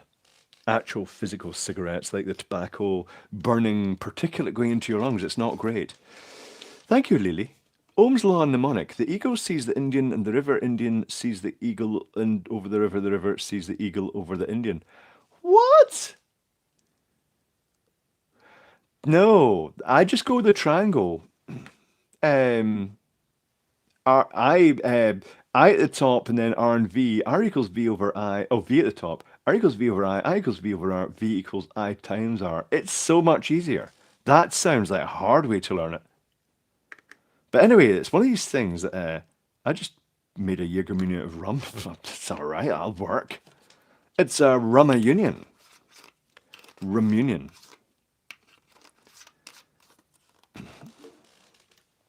This will be controversial. To the end of the cigarette industry, the tobacco-based one. And people like my grandfather dying horribly from tobacco. Good, skilled, technical man. I never met him. Thank you, Rennie Petty. Ever hear about the perfume made for HIV awareness? I did not.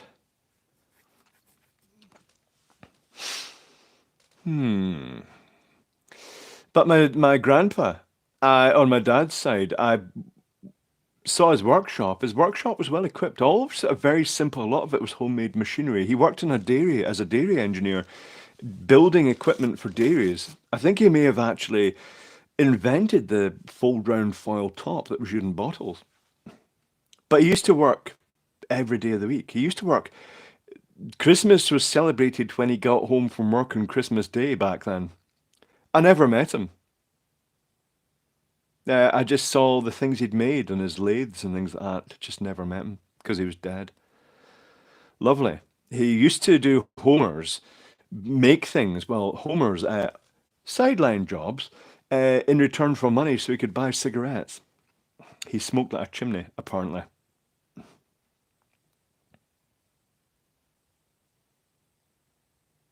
Hmm. Come on, foil in a bottle isn't an invention. Well, technically speaking, it is. You may just take it for granted, the foil wrappers and the ones that are now heat sealed on. But he designed the equipment that came up with the concept, designed the equipment that actually put it on the bottles. And, well, if there wasn't, what did they use in the tops of bottles before?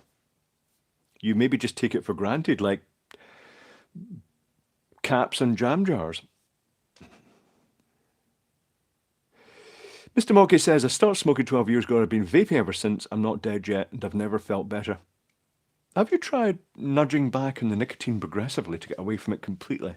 It's what I kind of like I'd suggest, but it's definitely better. Well, time will tell. You found tits peck the tops off. That is correct, DCL. And they used to peck through the foil tops, the birds, and then drink the cream. H mark, and that will have another sprig of green then. Excellent. Oh, and my part of Canada, they sell milk in bags. I hate them China Earth Air guns. Not come across the bags of milk. Yeah, actually, yes. Grant Rennie, they were embossed with the logo of the farmer's, the farm it came from. Nicotine is a very powerful addictive substance. I find it gives me a whoosh, but I just feel sick if I do it too much. That's why I've been replacing these with just nicotine-free stuff.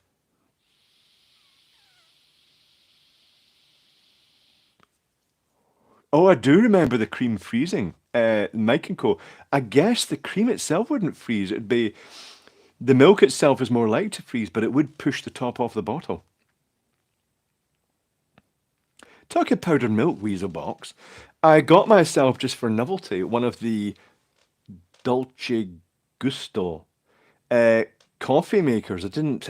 Kind of in the hindsight, I should have researched it first. It's the one that uses the pods. I just got it as a novelty for here.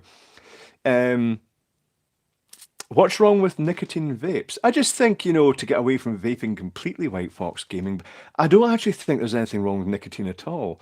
I don't think it's a bad chemical. I think it may have medical uses in the future, but it's been given its reputation has been tarnished by cigarettes. Milk and bags didn't last in the UK, stopped selling about 10 years ago due to leaking a lot. All right, Grant Rennie. Okay. Nicotine is also a stimulant, but they're also, yeah, it's good. The potential is medical effects. I'm not sure if they're good or bad. No psilocybin, no Michael Brown, no. Roger Conliffe, thank you. Much appreciated. I saw bags of milk in Brazil. Once you open them, you can't put them down. I can imagine that, hopeful traveller. Oh, I know where I've seen bags of milk. It's in the milk dispensers that you actually put the little straw down, you put it into the clamp, and then when you close the door, you cut the bottom of it off, and then when you push the little plunger, it just opens that little clamp on the pipe and lets the milk come out. I've seen bags of water in the shops before. I've not seen that. Nicotine is also a virulent poison, as is everything else in large quantities, Will the Cat. They give you lots of warnings about not getting nicotine on your skin. But in reality, I think it would take a lot, particularly at the level it's in vapes, to actually do any damage. Starbucks using, I think they do. Oh, and you get the milk jugs that you put the bag in as well, Weezer Box. Ah. ELW, I'd stopped smoking thanks to the vapes for 11 months, but relapsed. I wonder what made you go back to that? What do you think vaping durian fruit, Gates Linux? That'd be like a gas leak. It'd be unpleasant. Nicotine in Roundup. I don't think it is Roundup. I think it's glycophosphate. But they did use nicotinoids as pest killers because that's what it's in the plants for in the first place, to actually determine them. Do they write your name in it? What, Mr. Eggcake? I've lost track of this now.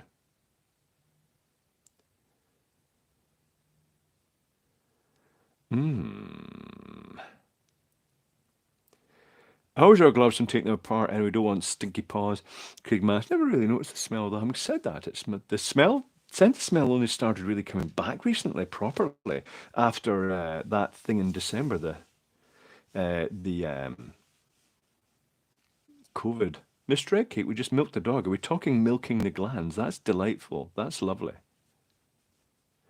That's Elliot Lucas, Ryan. Those are Elliot Lucas pliers.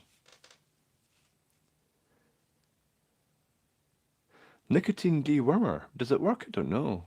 I suppose it would deworm you if you actually. Does that do it in humans, I wonder? If they actually vape, does it get rid of parasites in the body? I'm not really sure. Mr. Eggcake says, ignore me, I'm talking rubbish. That's all right, you're allowed to talk rubbish here. I do. Glyphosate. Glyphosate. Sate. Okay, hi, Jiro. Night Night Frank is Aaron Royal. Night Night Frank, if you're heading off. Burnham is watching EastEnders. Ugh, Casper. EastEnders, I don't watch TV. Vape and parasites, no. Phenotical, you don't know that for true. For real. I'll have some banana vape and kill all the parasites.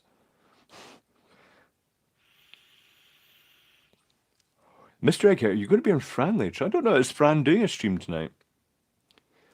I found it frustrating going to Fran's chat because she had a 1 minute time between comments, and that was frustrating.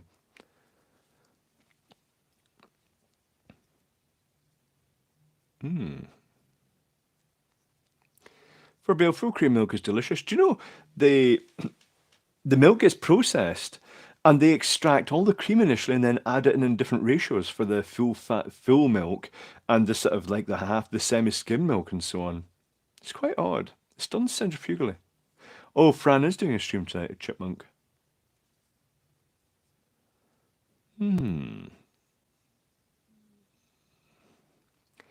Ravenly, apparently that's because our comments are coming from multiple platforms. So I only use the YouTube platform. I noticed that Dave does that and it's very complex. GS1512 is, or Roundup is a trade name for glyphosate. I think it is I think Roundup is glyphosate. I do have slow mode turn on for you as well, Barry Beaton, but it's 10 seconds. It's to stop the spam bots coming in and literally firing the same comment repeatedly, or some other people when they want attention, they will just say this, copy and paste a comment and then just hammer it until they get attention. It's to stop that. 10 seconds is okay, I think. It gives the moderators time to get rid of the spam bots. Spam hammering Weaselbox indeed. 10 seconds to paradise, says Mr. Eggcake. Ah. You should try OnlyFans. I'm not sure that would work for me, Elias. I don't think I'm sexy. What would I do on OnlyFans?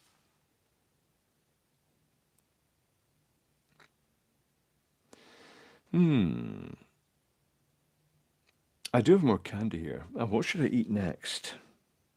I should eat the shrimps and bananas.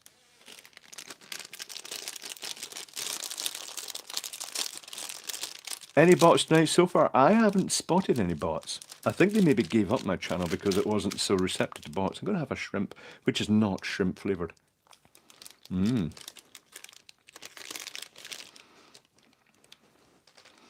Shrimp. Kind of shrimp shaped. Pink. Spam fritters, DC Allen. I tried them. I didn't like them. It was mostly batter around a very thin layer of spam. Oh. Gadget. I got this today. It's the Glade equivalent of the Wisp type thing. Well, Glade originally did the Wisp, didn't they? Let's break the seal on this.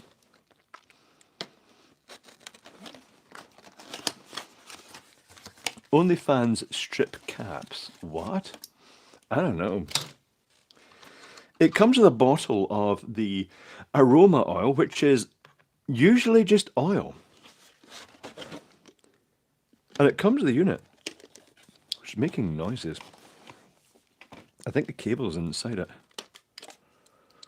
It looks suspiciously like, is it just from the same manufacturer on a different brand? Don't really know. What's a cable is it? It is micro USB? I have a micro USB here. I shall put the thing in it. I shall put the chemical aroma flavour. Auto exposure on it is making I can't control that. It's in the YouTube app. The bottle is slightly differently shaped, but it does basically have that wick sticking at the top again. And it's got a spring to hold it in place. It is in. Right. Then this goes on again. I shall plug this power supply in and I shall power it. See how many 10 farad caps you can insert on your OnlyFans fully charged?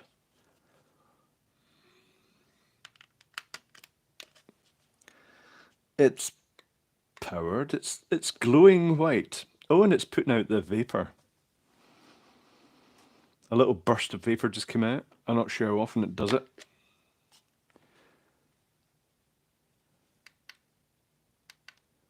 Not sure that does. Well, that makes it brighter, but it does. Oh, and it's got cold white, so you can choose the color temperature.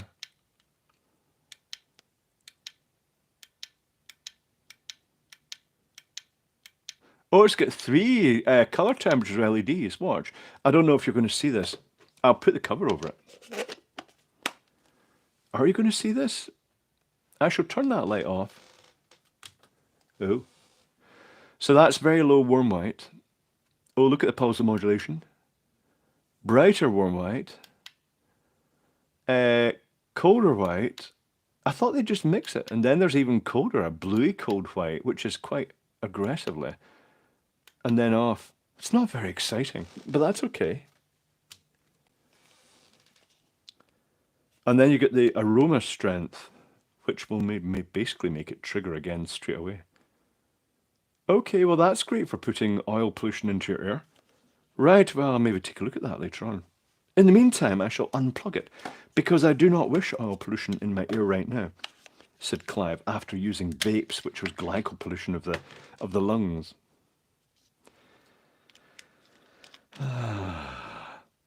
A fortune teller. I would make an excellent fortune teller. I foresee atomic bombs being a complete hoax and nothing happening. Yes. Now I've said that, something will probably happen. We'll probably get a big, huge bomb. Oh well. If you're bothered about that, keep this in mind. If they do bomb the place with atomic bombs, well, we're not going to be too much about it anyway, so don't worry about it. PWM and a synthesizer equal the God sound. Oh, right, okay, 45 RPM. Dunno. It works. Can't say for the same for Airwick. The Airwick one works, but quirky.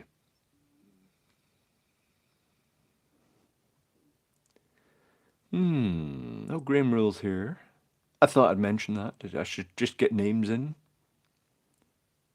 Name up DJ Roscoe, Pat O'Mahony, and others that I've not mentioned, Litter Picker, because there are quite a few of you here. I try to give everybody a mention, but it's the Enderworld as we know it. Voltar 2M Stereo. Maybe it is, but in a good way.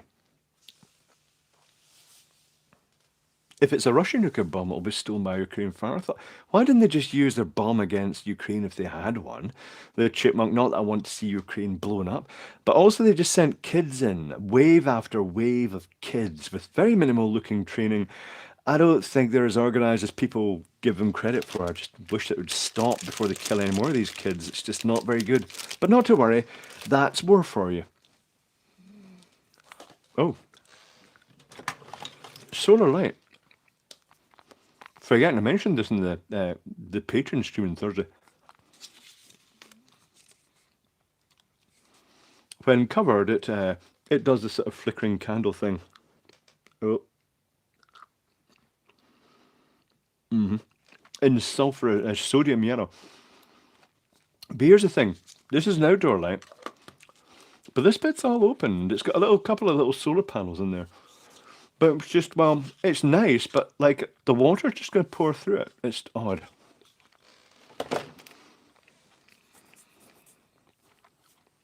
Menkenko, I really should join the Patreon stream, been a patron for a long time. Well, it is just about, well, it's every second Thursday at the same time, but sometimes it's every Thursday. And it's relaxed, because there's about 100 people on the Patreon stream versus over 900 here. Which means the chat goes up a lot slower. It tends to be a bit more relaxed and personal. It's kind of easier for me as well in a way. But also harder because trying to keep the conversation up when there's less people interacting. It's when you guys go off on a tangent and you start talking about weird things. It's kind of tricky. No point worrying. Be happy, hopeful traveller indeed. Sometimes someone needs a hug, Weaselbox. Do you get naked in the Patreon stream? I rubbed my butt firmly on it last time in Kimutu. On the bed. But I did that in this one as well. Watch the Clive arcade sign. This is the amusement arcade. No. I built that in the sort of mid-80s. From discrete logic, it's not using a microcontroller. It's just something I built because I loved amusement arcades. Minky Mutu, ooh, I need to join. $1 a month. I mean, seriously, that doesn't... how much... If you bought me a cup of coffee, if we met 4 times a year, if you bought me a cup of coffee at Starbucks or Costa, it would cost more at Starbucks and Costa. Buying me a pint of beer every week would be like much more. $1 a month is not dramatic. $2 is better, but $1 a month is... There's no special level. There's no... I don't have tiers. There is... They were at the beginning just because that's how Patreon did it. I should actually go back because I have what they call a founder's account, which isn't actually great. I might be better using one of their standard basic package because I don't...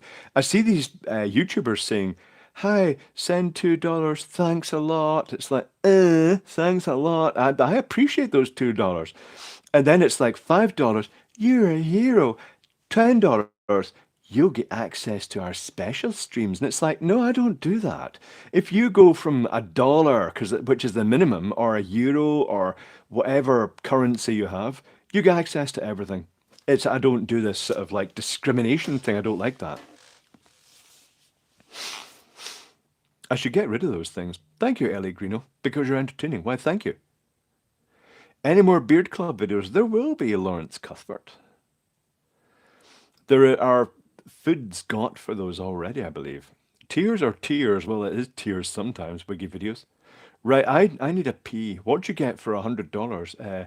You get a private meal with me. No, because that would be just weird. Anyway, I'm going to the toilet. I may, if you're very lucky, I may turn the microphone off, but I might not. Tricky. I do know how to do it, which is good, see, because I'm a bit thick, you know. Sometimes I don't know how to work things. I'll do my best. Have a pee, talk amongst yourselves while I go into the bathroom here. It's a very luxurious bathroom. That was the wrong light switch. That didn't work. And off goes the microphone.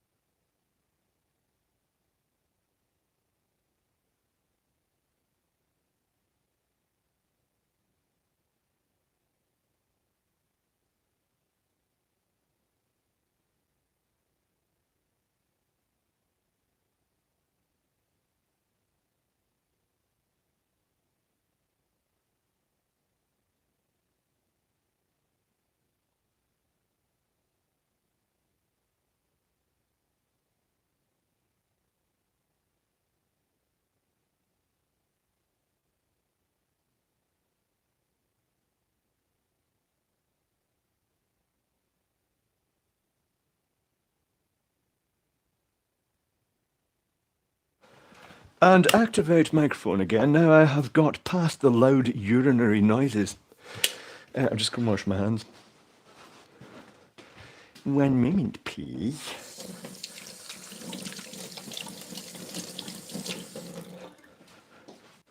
I'm drying them. I'm just giving you a full walkthrough of what's going on here. Talking it through.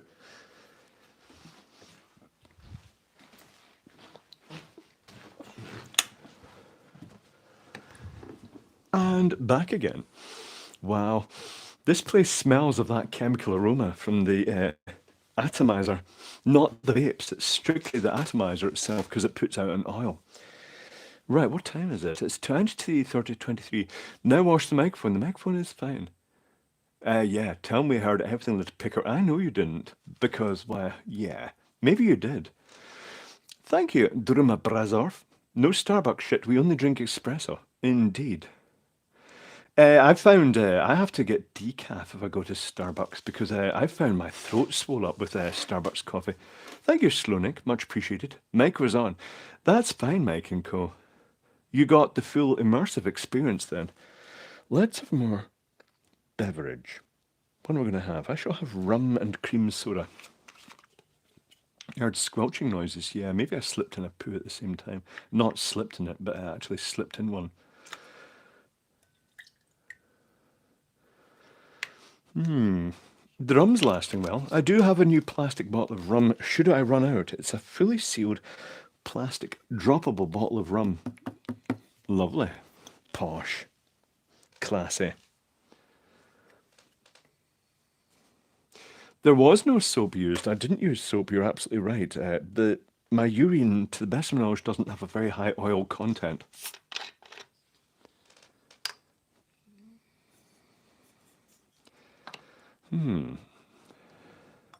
Droppable bottles, absolutely. Well, that was demonstrated with the one that I'm actually halfway through, because when you go to the checkout, automated checkout, it signals that, that you have to get the thing approved, and then they go and take the seal off it, and she managed to drop the bottle and she'd bring it back and it just bounced, and she was like, oh, I'm really sorry, and I'm like, no, it's fine, that's why they're made of plastic, saves all that broken glass. Filthy, filthy man. Yes, I am, Elias.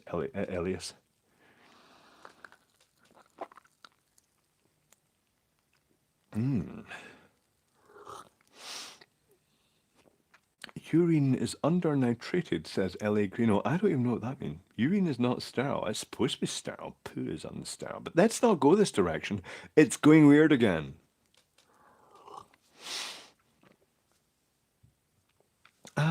What else could I eat? I've not eaten all those things yet, but I'm going to have the Freddo.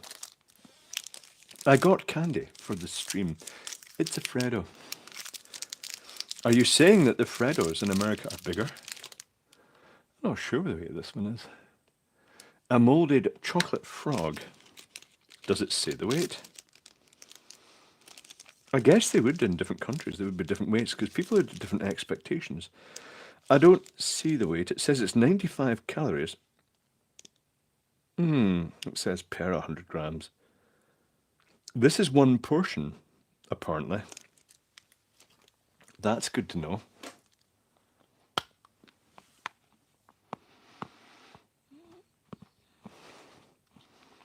Coffin shaped, it could be. It could be Freddo in a coffin. Will there be a parade this year where you work at Magomat 67? I suppose you could call it a parade. The Edinburgh Tattoo. They do a lot of parading up and down the arena with their bagpipes and all that. Don't really know. Oh, is Fran here? Hello, Fran. What's a Freddo? A Freddo is a chocolate bar in the UK.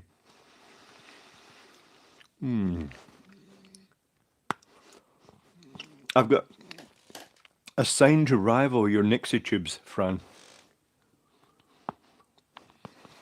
Yeah, can we stop discussing urine now that Fran's here? It's just I feel a bit awkward now. I'm not sure where the urine conversation started about sterility. These are men in kilts, indeed.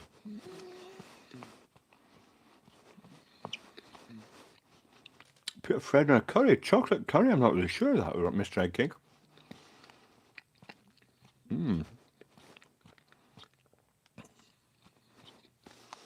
But other gadgets I got recently. These are £1.25. The little solar wall lights. They've got a decent panel, and they've got a double A cell in them. It's only 200 milliamp power, but it is a double A sized, which means there's loads of potential for upgrading it. And the LEDs can also be upgraded. A couple of cold white LEDs in the bottom. The camera is flattering them greatly, but they're not too bad. These are a good base for personal projects. Adjusting, hacking, modifying.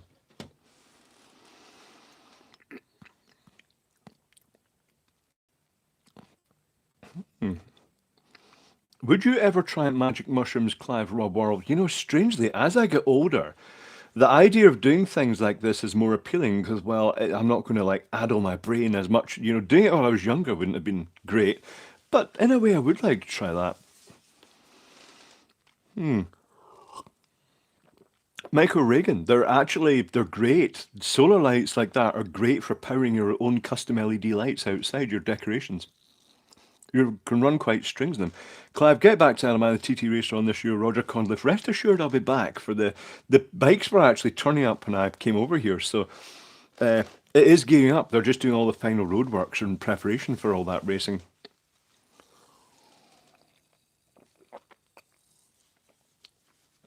Will Alan, mushrooms give you upset stomach? I think given what people are, I think I'd be more worried about an upset brain, quite frankly. Yeah, the microdose of mental health. Is that real, Rob Worrell? I don't know. And 45 RPM, would LSD be safe to use in natural mushrooms? The guy who invented LSD used quite a lot of it, and he lived to a ripe old age. But I don't think it was the full thing at the end. I think there was something weird about it, but I don't really know. Maybe um, perhaps Wikipedia can tell you more about that.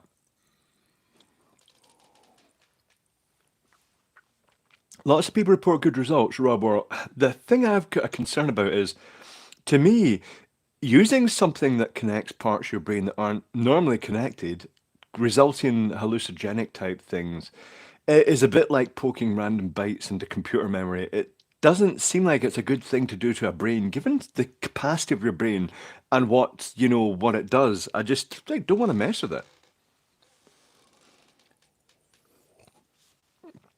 Ew.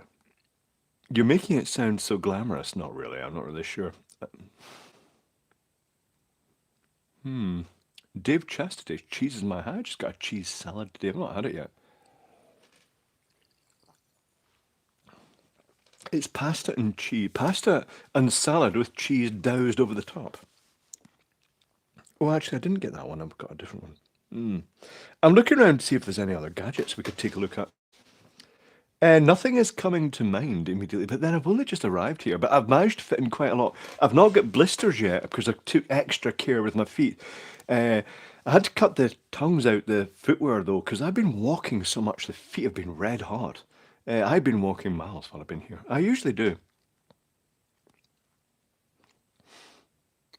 Woofle o'clock? Is it woofle o'clock? It is woofle o'clock. I shall have a little woofle, but it will be a controlled uh, allergen reduced pureess Whimphy. I want to see if I get this sensation again of the place vibrating a bit with the woofle. It does. It makes a significant shockwave. That is notable. I'm getting a pressure modulation, quite significant one. The hive is looking very good in the lights, apparently. That should have been LSD. What mouse? I'm not really sure. It's all seriously. It's like boom shake the room. Indeed, it's like first it was urine and now it's LSD. The direction the stream goes is very, very strange. But then again, I suppose it reflects the channel, doesn't it? Oh, there is another gadget. There is another gadget. It was only a couple of quid, I think. LED strips lights. Not sure I'll be able to show this going. I'm not even sure what batteries it takes. I thought it was going to be. It is batteries. It's not USB like I thought it might be. It says it's sound activated. I don't know what length it is either. I shall pop some batteries. Oh, I've got batteries. Hold on. I've got my. Where are they? I've got my Goodyear AA batteries because obviously tire companies are the perfect companies to make batteries.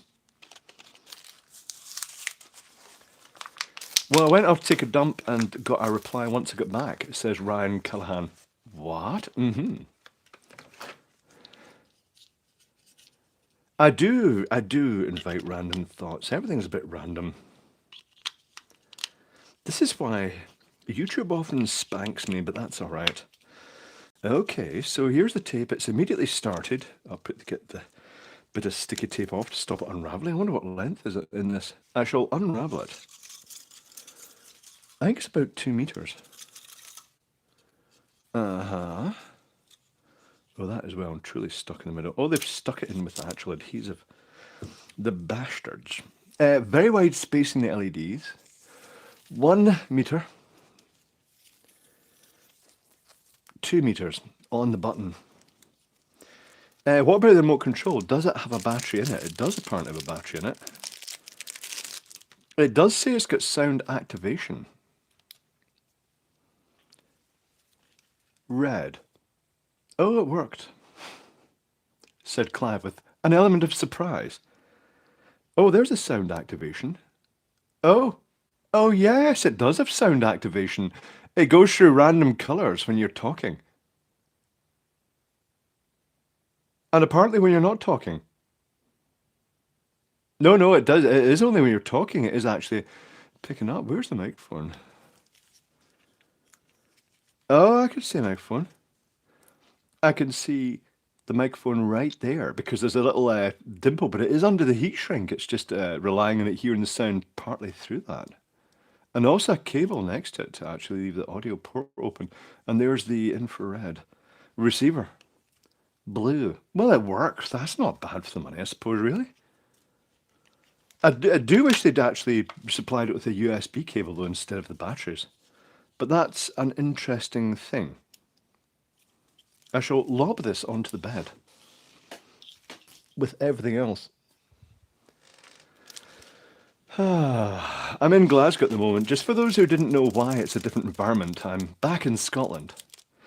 Yeah, you could put that round a hat because it can be cut every, I'm guessing, 2 inches. It looks 2 inches, like 50 millimeters.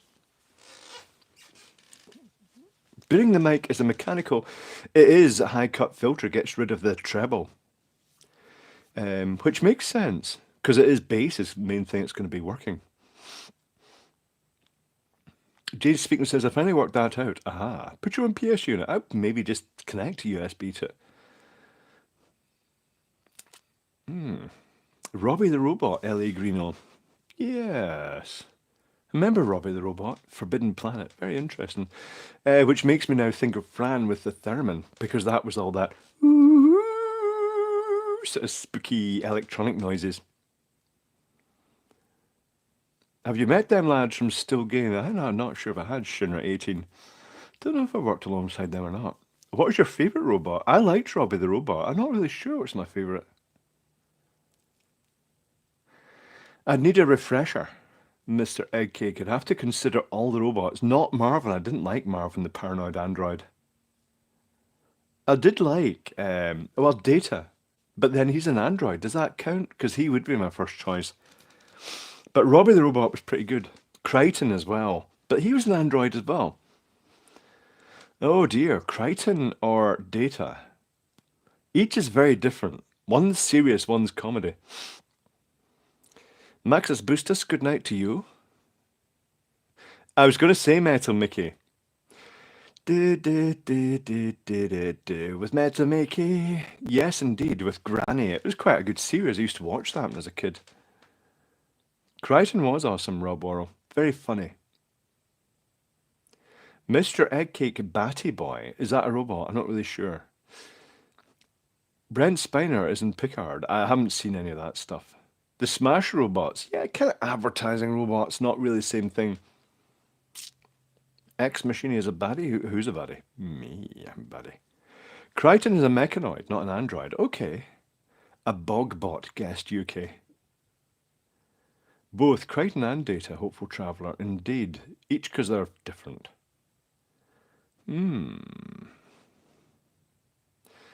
Rob the Bob, I'm so depressed. Don't be depressed. There's nothing to be depressed about. It's one of these things that don't let things get to you because the people that cause these problems aren't worth actually bothering about in the first place. Technical people. They're just, if you're technical, you're sorted, you're fine. People go through these dark moments, but they come out the other side. I just feel the need to say that every so often. Lots of us. That poll I put up showed that 50% of people went through quite serious, like almost terminal depression, which it's just a standard thing. It just seems to be built in. I'm not sure why. I think it's because we overanalyze things. Forbidden Planet is a fantastic film. I did love Forbidden Planet a lot. Drew Dastardly. Very scary because I saw it when I was young and I'm not young now, so that's an old film. I went fucking mental last year. It was awesome. I think a lot of people went mental. Shinra 18. Oh, the Westworld android, Yul Brynner, was pretty good. Scary. YouTube asshole? No, it's fine. YouTube is a miracle, so it's fine. I like answering who's your favourite sci-fi author with Shakespeare. Wow, you could also say the Bible.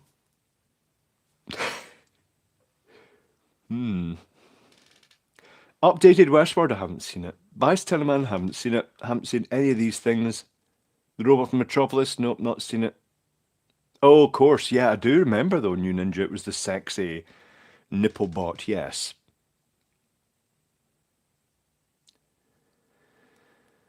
Ah.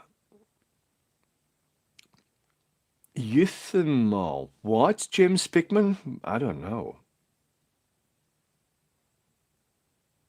There's help out there for depression, you just need to seek it indeed, Aaron Llewellyn. But it really helps to know that all of us go through it at some point. I went through it big time. You know, the worst moment for me, I was actually, when this bed was actually there, but a different bed, and I just woke up one morning, I couldn't just face life anymore. I just could not do it anymore.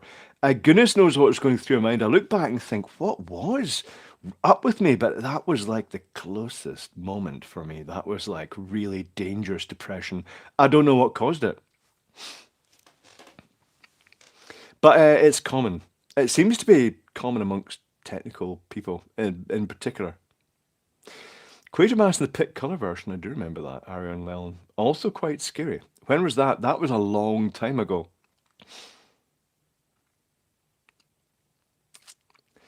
The other times I'd be waking up here, I'd be saying, I'd wake up and think, what am I going to do today at work? And I'd be like thinking of like all the panels I was going to be mounting and how I was going to put the trunking up and the cable tray along the wall and terminate all the cables. And then I'd go out and do it. I just really enjoyed it. I was looking forward to going to work until health and safety made that unpleasant.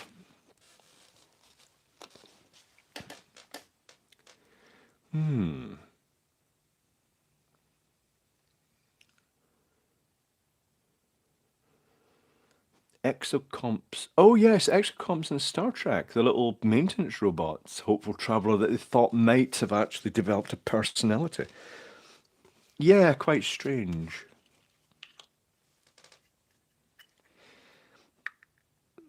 Another small portion of rum, rum, rum, rum. Now that COVID's coming to end, the streams may reduce in length a bit because the 3 hours is huge, and the figures it actually holds up pretty well. But it's pretty tough doing a 3 hour stream. Even tougher doing the 6 hour stream, even though I didn't actually notice that happening with the MBC. But we'll see what happens. Sometimes, no, sometimes Fanatical, I wonder. I see, like, when Eric O at South Main Auto does a 1 hour stream, and it feels like it's really, because it's just 1 hour, you have to be there in the moment. The longer streams become just more ambient background noise. Having said that, I know a lot of people use this stream. They just put it on the background when they're in their workshop because it's company, which makes sense as well. Tough in the liver, Tom Houston says. Not really sure what my streams. He's blocked me, says Mr. AK. Who's blocked you?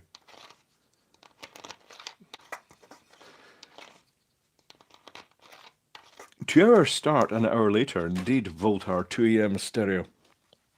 If that's how your name is supposed to be pronounced. Minky Mutu, control your expectations are very different. Minky Mutu is a perv. He's apparently in Embra, I believe, which is a train ride away from here. I'm a bit worried now about the next trip to Edinburgh in case he finds me.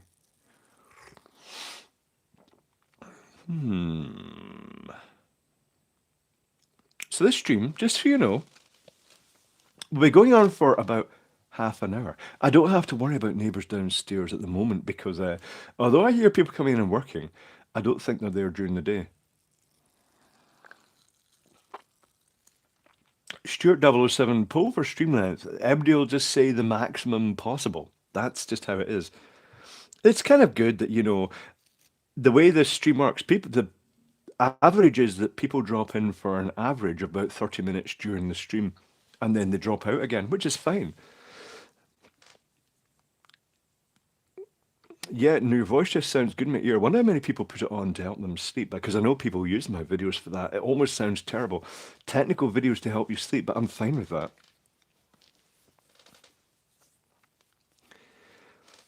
CameraTim.com, poll whether we should have a poll. I'm not sure what the poll's about. Should we have a poll? We have a poll. A poll about what, though? Ask your community. Here's a poll. Ah. Well, there is a poll. Do you watch all the stream? I wouldn't expect everybody to watch it because it is very long. Yes, 80% want a poll.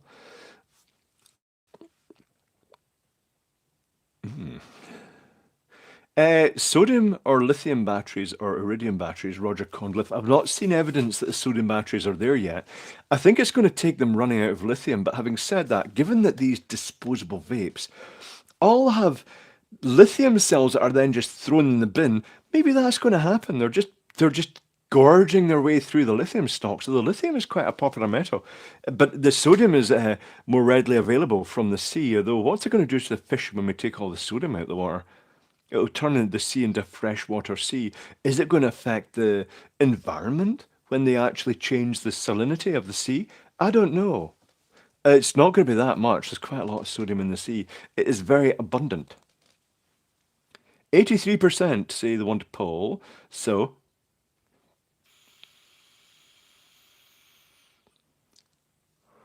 get your spin. I worked night shifts on my own as an electrician site. Your streams kept me sane. Oh, that's reasonable enough.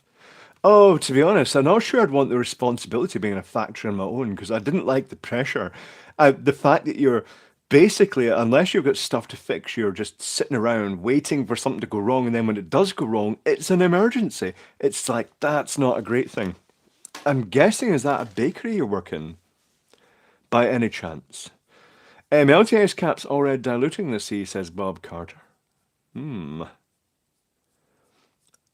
Jack Curtis, nobody could come close to taking all the sodium out of the sea, surely. Well, we could give it a go.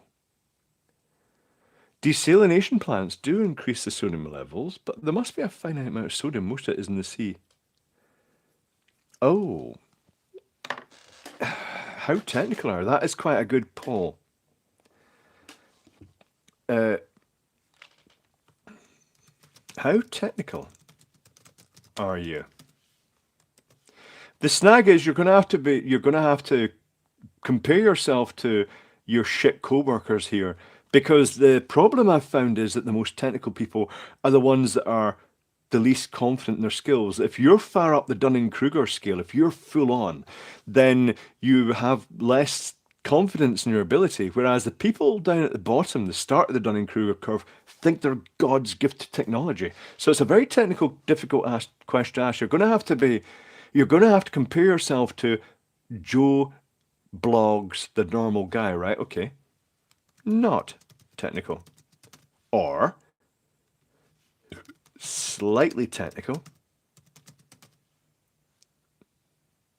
Add option. Very technical.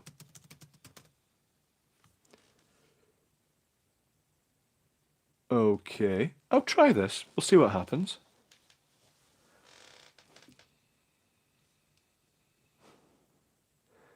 Bigger problem is higher ocean acidity from climate change. I'm pretty sure the fish will all adapt. Not really sure. Where does the acid come from? Not sure. I'm technical, but I suffer severely from imposter syndrome. Ah. I'm going to have to remind myself what imposter syndrome... Oh, I know what that is. It's when you feel like you're the imposter, that you're like faking the skills because you're actually very technical. I get that. I have a lack of confidence because I feel like I must be able to fix everything. And the worry is that I'm not going to be able to fix something.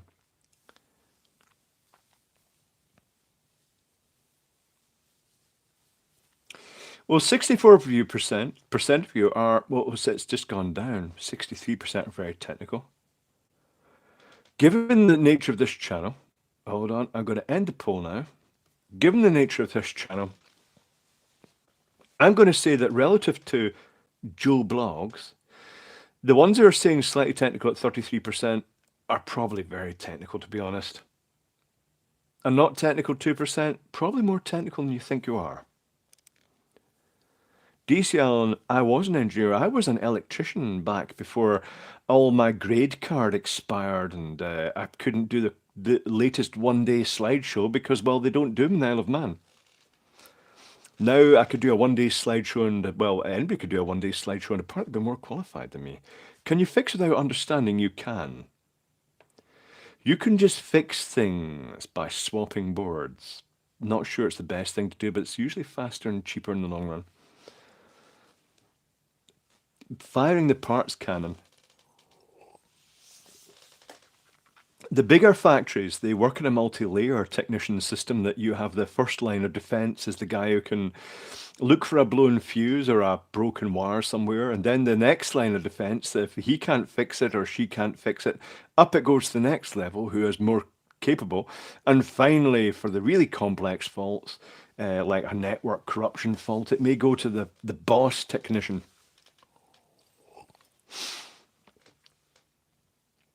Real programmers don't need keyboards. Altair 8800. Yes, but they needed switches, Tom Houston.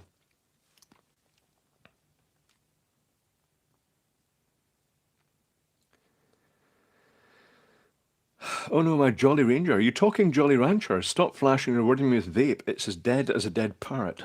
Then recharge it and refill it. Drew Dastardly.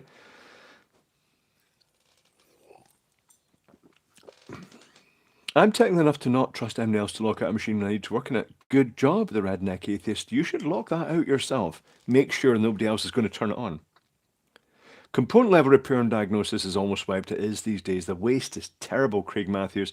It bugs me when you see a big, huge, complicated, say an elevator control circuit board, and you look at it and say that resistor's burnt out, and it's one of the phase detection resistors, so it's just burnt out with age or desoldered itself. One 20p power resistor in its place, and the whole circuit board work again. But no, they throw it out in the order of £1,000 circuit board instead. It saves money in the long run. Do you know what? I know some technical Fife bloke Alan from Fife. I'm a nurse with some technical interest. My dad's a plumber and it seems to rog off me. I think it does seem to kind of love technical things, particularly if you let you come to work with them and help. Echo the Husk, the trouble is the higher up you get on that ladder, there's no one else to ask when you get stuck. That is unpleasant. I don't like that when you're thinking, I don't know what's wrong with this because it's doing something really weird. And then what a relief when you find out. But you know, a fault, like say for instance, in modern stuff, is it a hardware fault? Is it a network fault? Or is there a software fault? How do you identify that in some of the stuff? Because it's pretty tricky. Echo the Husky, are you at the top? Are you at the top of the tree? Are you the one that takes all the responsibility? Because that's not so great.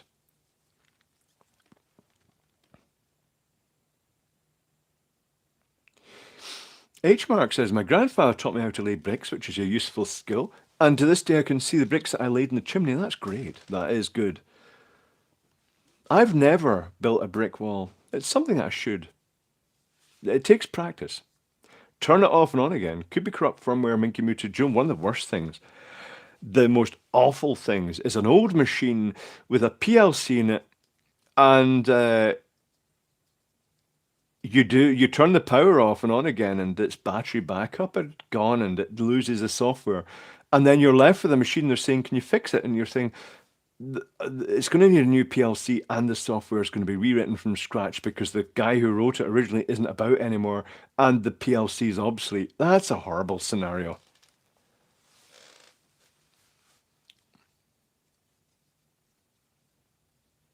Laying bricks is a trade. A mason indeed, Will the Cat. So I was thinking, you know, I like the fact that it's like Blade Runner.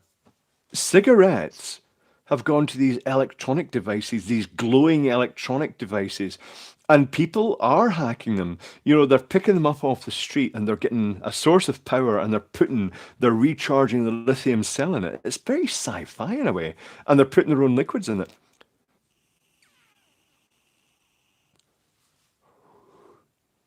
Very interesting.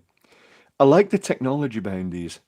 The fact it's so close to a smoke machine that it's the heating of the glycol that atomizes it boils the water in it and it shatters it into tiny droplets of glycol. So what you're seeing is a fog of tiny droplets coming out. And it carries the nicotine. What other drugs could it be used to carry?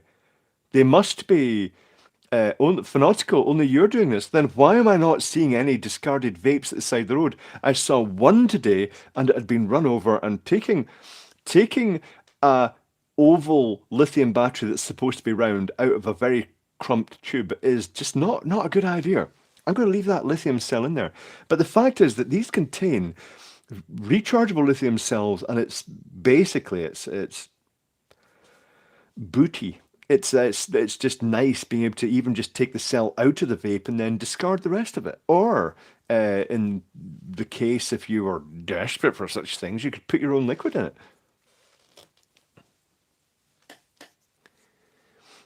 I did find some discarded vapes. Efficient road sweepers, Will the Cat. No, because the wrappers were everywhere. Fanatical. And the boxes, the crushed boxes were everywhere. The people are just taking them out and then they're throwing it. They're not putting it in a bin. They're just throwing it in the ground. And the thing is, you occasionally see cigarette packets lying ground. Do you remember you used to see cigarette packets and the cigarette butts lying on the ground? You don't see that much these days. And everywhere I see people walking around with brightly coloured LED devices going. Of course, there's so much more variety. Think of the lives that's saving. It's pretty impressive. Oh, Graham Shaw. I've seen a couple that have been squished and used. It's basically a flattened Minky Mutu. That's Glasgow. That was Edinburgh. Glasgow. The squished ones. It's annoying because it's a blue LED just glowing because everything's been squished, and it's got a totally mangled, burst open lithium cell. It's so weird. Very futuristic. Hipster cunts, Mr. Eggcake says. That's rather terrible. Are you saying there's something wrong with my douche flute? Dude. Not going to puff that one too much or I will get a nicotine hit and then go all weird. They're trying to put up fines for cigarette butts, I think. Jonas Kunek, they do it in Glasgow. If you get seen dropping a cigarette end, you get fined. But the people that are fining you are a private security company, so you can just walk away and ignore them. Not that I do that. It's not as cool as the regular cancer sticks. I don't think so. Hard ups pick up cigarette stubs and vapes, Lay Braith. It could well be. They may probably find a way to squeeze a bit of extra nicotine out of them because that's the nature it is. Like the people that pick up the old cigarette ends. I had another one here that I'd filled with another thing. Some of them are more generous than others. Some of the expensive ones have smaller lithium cells and smaller liquid capsules. I have to say the most generic ones, like the pound shop, but they're not actually a pound, they're £4, or the market ones are actually some of the nicest designed inside. They've got a nice physical structure inside. This one's good. I like this one. The design inside is very good. The vape, his music is amazing. I've not heard of the vape, Mr. Eggcake. Tell me more about the Clive's Arcade sign, Alex Attis. This happened on the Thursday stream as well for patrons. I built it in 1985, approximately, when I was a kid, and it's based on shift registers, based on CMOS MC14015 BCP shift registers cascaded end to end with the first output not actually connected because it's got a logic 1 going in permanently tied to the data input. So that a clock, 555 clocks it along, it fills out, drives transistor switch on sections of LEDs, and then a bigger transistor for the arcade bit, which all comes on together.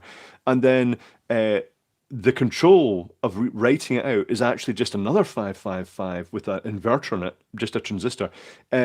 Basically, resetting, when you see it go out, that's it pulling reset, so it's reset everything to 0, and then it releases it, and that 1 chases along, and it spells the sign out again. It is quite detailed. It took a lot of work. It does almost look like a video display panel, doesn't it? But it is just discrete hand-mounted LEDs, and it took a long time. I do the A differently, I think, these days. I'm not really sure. I do the A as a boxy A. It looks, having said that, it looks like a spaceship, which would suit the arcade era. But I do the dot matrix A differently now. It'd have straight sides and just a few more LEDs in it. But it looks okay. The D I would also potentially. No, the D's all right, isn't it? Yeah, the D's okay actually. Yeah, it's 5x7 dot matrix style. My friend sells me 510 threaded vape tanks filled with honey oil, and I just use them with variety. Just make sure it is the safe oil. Not so keen on that. This one is filled with glycerin, just ordinary glycerin.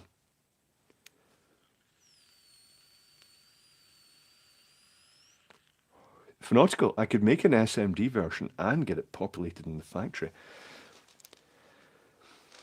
You would do the D. I would, Mike and Co. I would do the D. The D is fine. The D looks okay.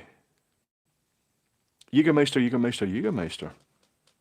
Okay. Let me think.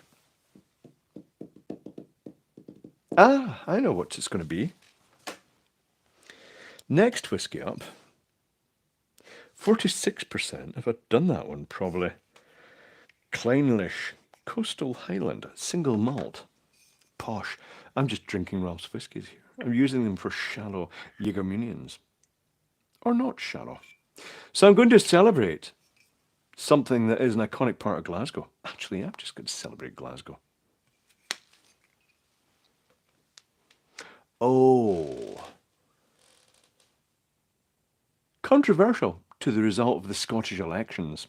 The SNP got in with a majority again, the SNP, but and in Glasgow. So this was originally going to be to Glasgow, but to Glasgow and Scotland in general, I think, is a worthy toast.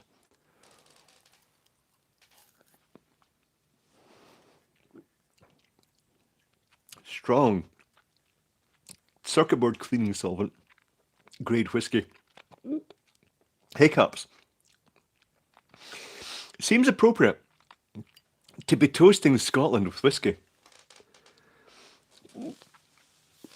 Ralphie, Thatcher's still dead. Yes, that's worth toasting, Carol Hamilton. Uh, Wee Jimmy Cranky, Matty England. That's the media that want you to actually think that. Yes. Lots of people hate Scotland. Yes, I know it doesn't really matter. And the idea of independence. You have your English government. Yes. Hi from Edmonton, Alberta. Greetings back to Edmonton, Alberta, Laurie Seto. That's a bit of Canada I want to actually visit as Alberta. Mr. Redcake almost got arrested. It's very easy, particularly when you look like me. How much box do those LEDs cost? I know they weren't cheap back then. Craig Matthews, they're not very bright. I went into Marshall's Electronics in West Regent Street, and was it West Regent Street? I think it was West Regent Street Electronics. And said, I'm making a sign, I need this number of LEDs. And the guy said, I can do you a deal on these if you're buying a lot. And he gave me a bulk pack, but they're not bright. Looking at them now, they are literally indicator LEDs, but they're okay. And they're being run at quite high current. But back then, LEDs were expensive. And nowadays, they're just littered everywhere. It's just like you've got thousands of LEDs just sitting about.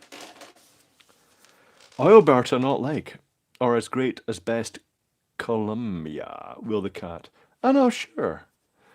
Keep in mind that I'm just a bit gay for trashy blue collar bears, so well, that's me being shallow, isn't it? Yes, it is. Oh, you know how Fran was miffed about doing the Google search and it came up with transvestite because people are that's because people are asking that they because they don't know any better they genuinely have an interest, and it's kind of good to actually. I'm not even sure how Fran would be classed. I don't know. Very naive in this aspect. I know I'm a bear and I don't hide that. Um, but I typed it in. It says Big Clive. Google suggests, where does Big Clive live, or how old is Big Clive? How tall is Big Clive? And Big Clive teeth. What the fuck is wrong with my teeth? Ah, she is a trans woman. Okay, I couldn't. I'm not an expert in such things. I couldn't tell transvestite, transgender. I honestly don't know. That's very naive. It's just I've not investigated it, me.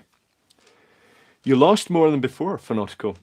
Okay, Fran is a cook geek. Fran is an essential part of the electronic community. Fran's speciality is that vintage stuff, and in the same way that Naomi is an uber femme, I'm a bear. Fran is a trans woman. This is all good because it makes it clear that out of all the technical channels, quite a lot of us are actually. I'm not the only gay YouTuber. Let's just say that, and I'm not going to name the other ones. Technical YouTubers. It's really common. I just thought I'd mention that. Jack attack, big Clive teeth through in the bobby? No. Do you know what I saw? I was sitting in the subway and I saw a young workman cross the road and he glanced at a bus. Obviously saw a friend driving the bus, right? And he looked at the bus and went, and the guy's like that. And then he pulls the bus window open, the driver of the bus, and they chat for a while and then they head on their way again. It's like, was that them arranging a date? I'm not really sure.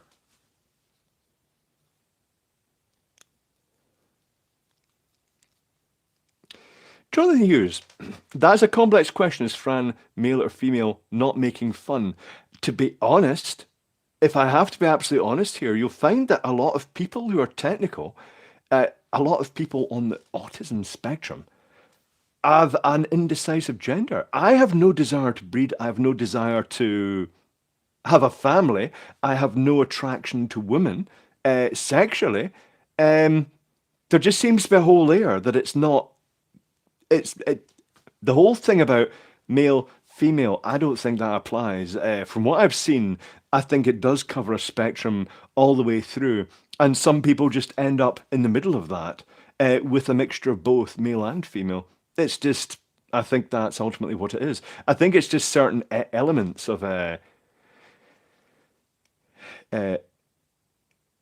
thank God, one big Clive's enough, Chris Hartley. Indeed, the mods have kicked in. Oh right, okay. I don't know. I like the website which tells you what YouTubers are worth. They're multimillionaires. Apparently, I'm a litter picker. Apparently, I'm worth $1.5 million. Could I have the money, please? Because that's so wrong. It's just, do they have a random number generator? Or maybe if I plastered adverts all through my videos and did all the sponsorships, things like that, maybe I would earn that.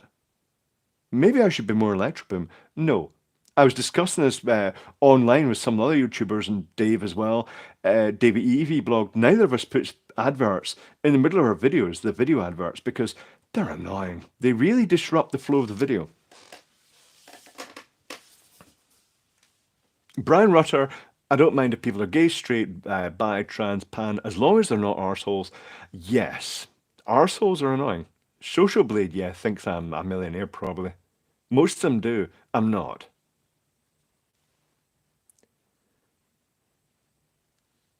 It is, Mar. It's none of our business at all. You're absolutely right.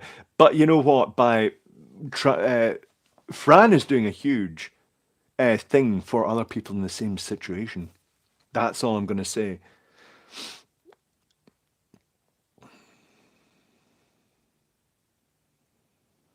Does now Green have loads of ads? I don't know.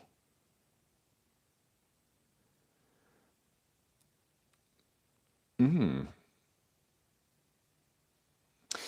Yeah, those sponsors, though, having said that, I will say that it hasn't done uh, Linus Tech Tips any harm having the sponsor, but they always make a joke of it, but they still get it in. And you know, the little right arrow button, you know how many times to press it to skip the sponsor segment. And I know everybody does that. It's like X number of presses. You just intuitively do it to get past the sponsor bit and then into the music and off we go with the video.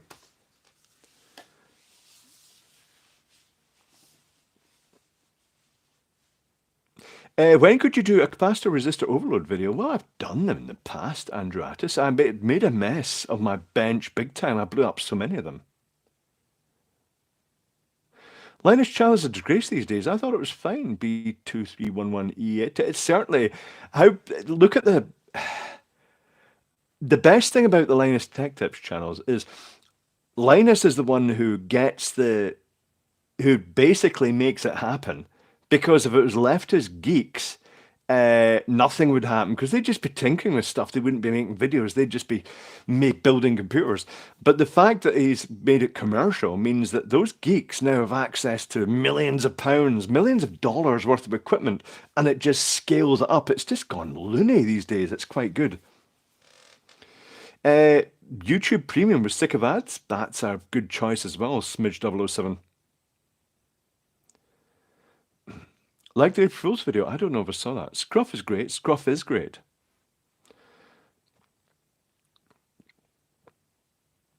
So the stream is going on for another 6 minutes, just so you know that.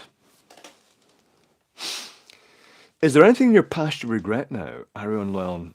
Not really. No. I do think back to when I had homophobic tendencies, when I was absolutely in denial about my own thing.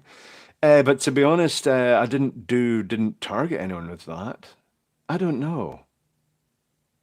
No, I don't mean 60 minutes because the throat's quite sore and it's nothing to do with the vapes. Ah. ELW, my channel when started will be half tech and half other stuff. Hit to the ELW. Aha. YouTube music comes with YouTube Premium. That seems good, Kevin Hardstay. I don't listen to a huge amount of music. I was listening to music last night, though. Deep throat sore. No, Brendan Elton. You'll find me Mr. Sexless. Have you lost your temper this week? I lose my temper quite a lot, but not too bad. Do my brazarf. No, I've been actually laid back this week. When are you back in IOM, Chopperini? About a week and a bit. I'm over for a more lengthier time this time. Purple whiskey with terrible heartburn, as in red wine as well. How's Glasgow, Clive? Glasgow is Glasgow, John Payton. It is well worth walking for miles and just sitting in a cafe watching the people go by. It's much more busier than, well, it's mob today than when you're in Glasgow, in Isle of Man. Come to London. I will be going back to London for nautical. Why, Bunny Girl, Mr. Sexless, join the club? A lot of us are. Might be secretly kinky, but sexless in general. Have a gander at my list for music. Jack Attack. All right. Did you see the Rayman vid where he flossed the bay with a wrecked engine cooling fluid mix? What a mess. I didn't see that. GS1512. I didn't see that at all. I tell you what I did do. Talking of which, I got my little pressurized coffee maker thing, the Dolce Gusto, and I thought, what if I just put coffee in that and I put the cartridge in and put new coffee in it? Fuck, it was spraying everywhere. It made such a mess. Nothing wrong being celibate. There's nothing wrong with it at all, Weaselbox. I honestly think that some of us are not designed to breed, where actually our job is to fix stuff and maintain society. One day in the future, they'll realize that there's more than one type of human, and that what they were classing as people with autism are just a different type of human. But we'll see what happens. Doc Savage, if I answer the door to a license enforcer, I'm going to say, one moment, please. I'm just going to get the camera.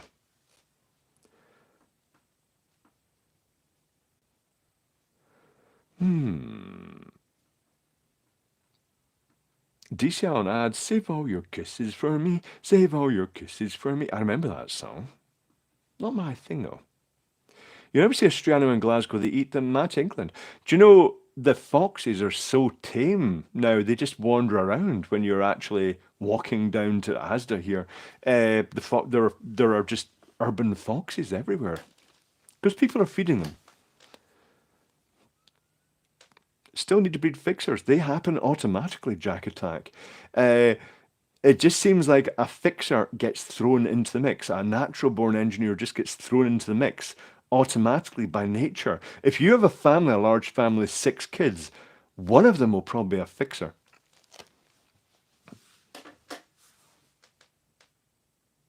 Lawrence Solonek, I agree, sex is okay. I have other things to do, though. Yes. Aaron Llewellyn, I do just sometimes wonder if Naomi has comfort issues with the size of those, but I imagine that they do mean a lot to her, but given that she is an uber femme, that's what she'll love that image a lot, which is fine. Maybe I'm an uber bear. Is it wrong to say that I sometimes look in the mirror and think that turned out okay? Yeah. Also, grey beards. Uh, when I was young, I thought that was a sign of age. Now I'm getting older, I'm kind of liking them. Is this? Let me know if I'm going too far. Weaselbox, Super Bear. Possibly.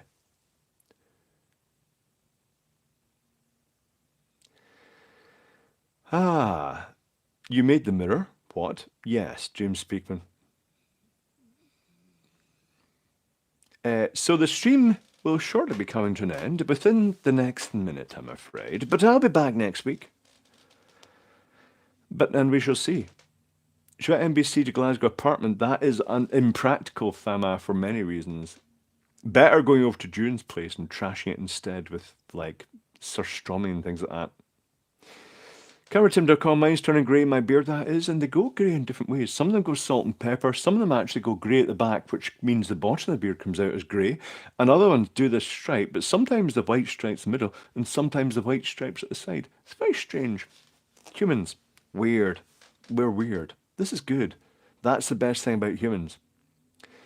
Is a patron stream this week? I'm not sure, Craig Matthews. I shall decide that close to the time, but if I do, let's not trash Glasgow. Let's not trash Glasgow, Joe Ross. Glasgow's good. But we'll see later in the week. But until then, the stream will now be coming to an end. I shall sup my last drop of rum and cream soda.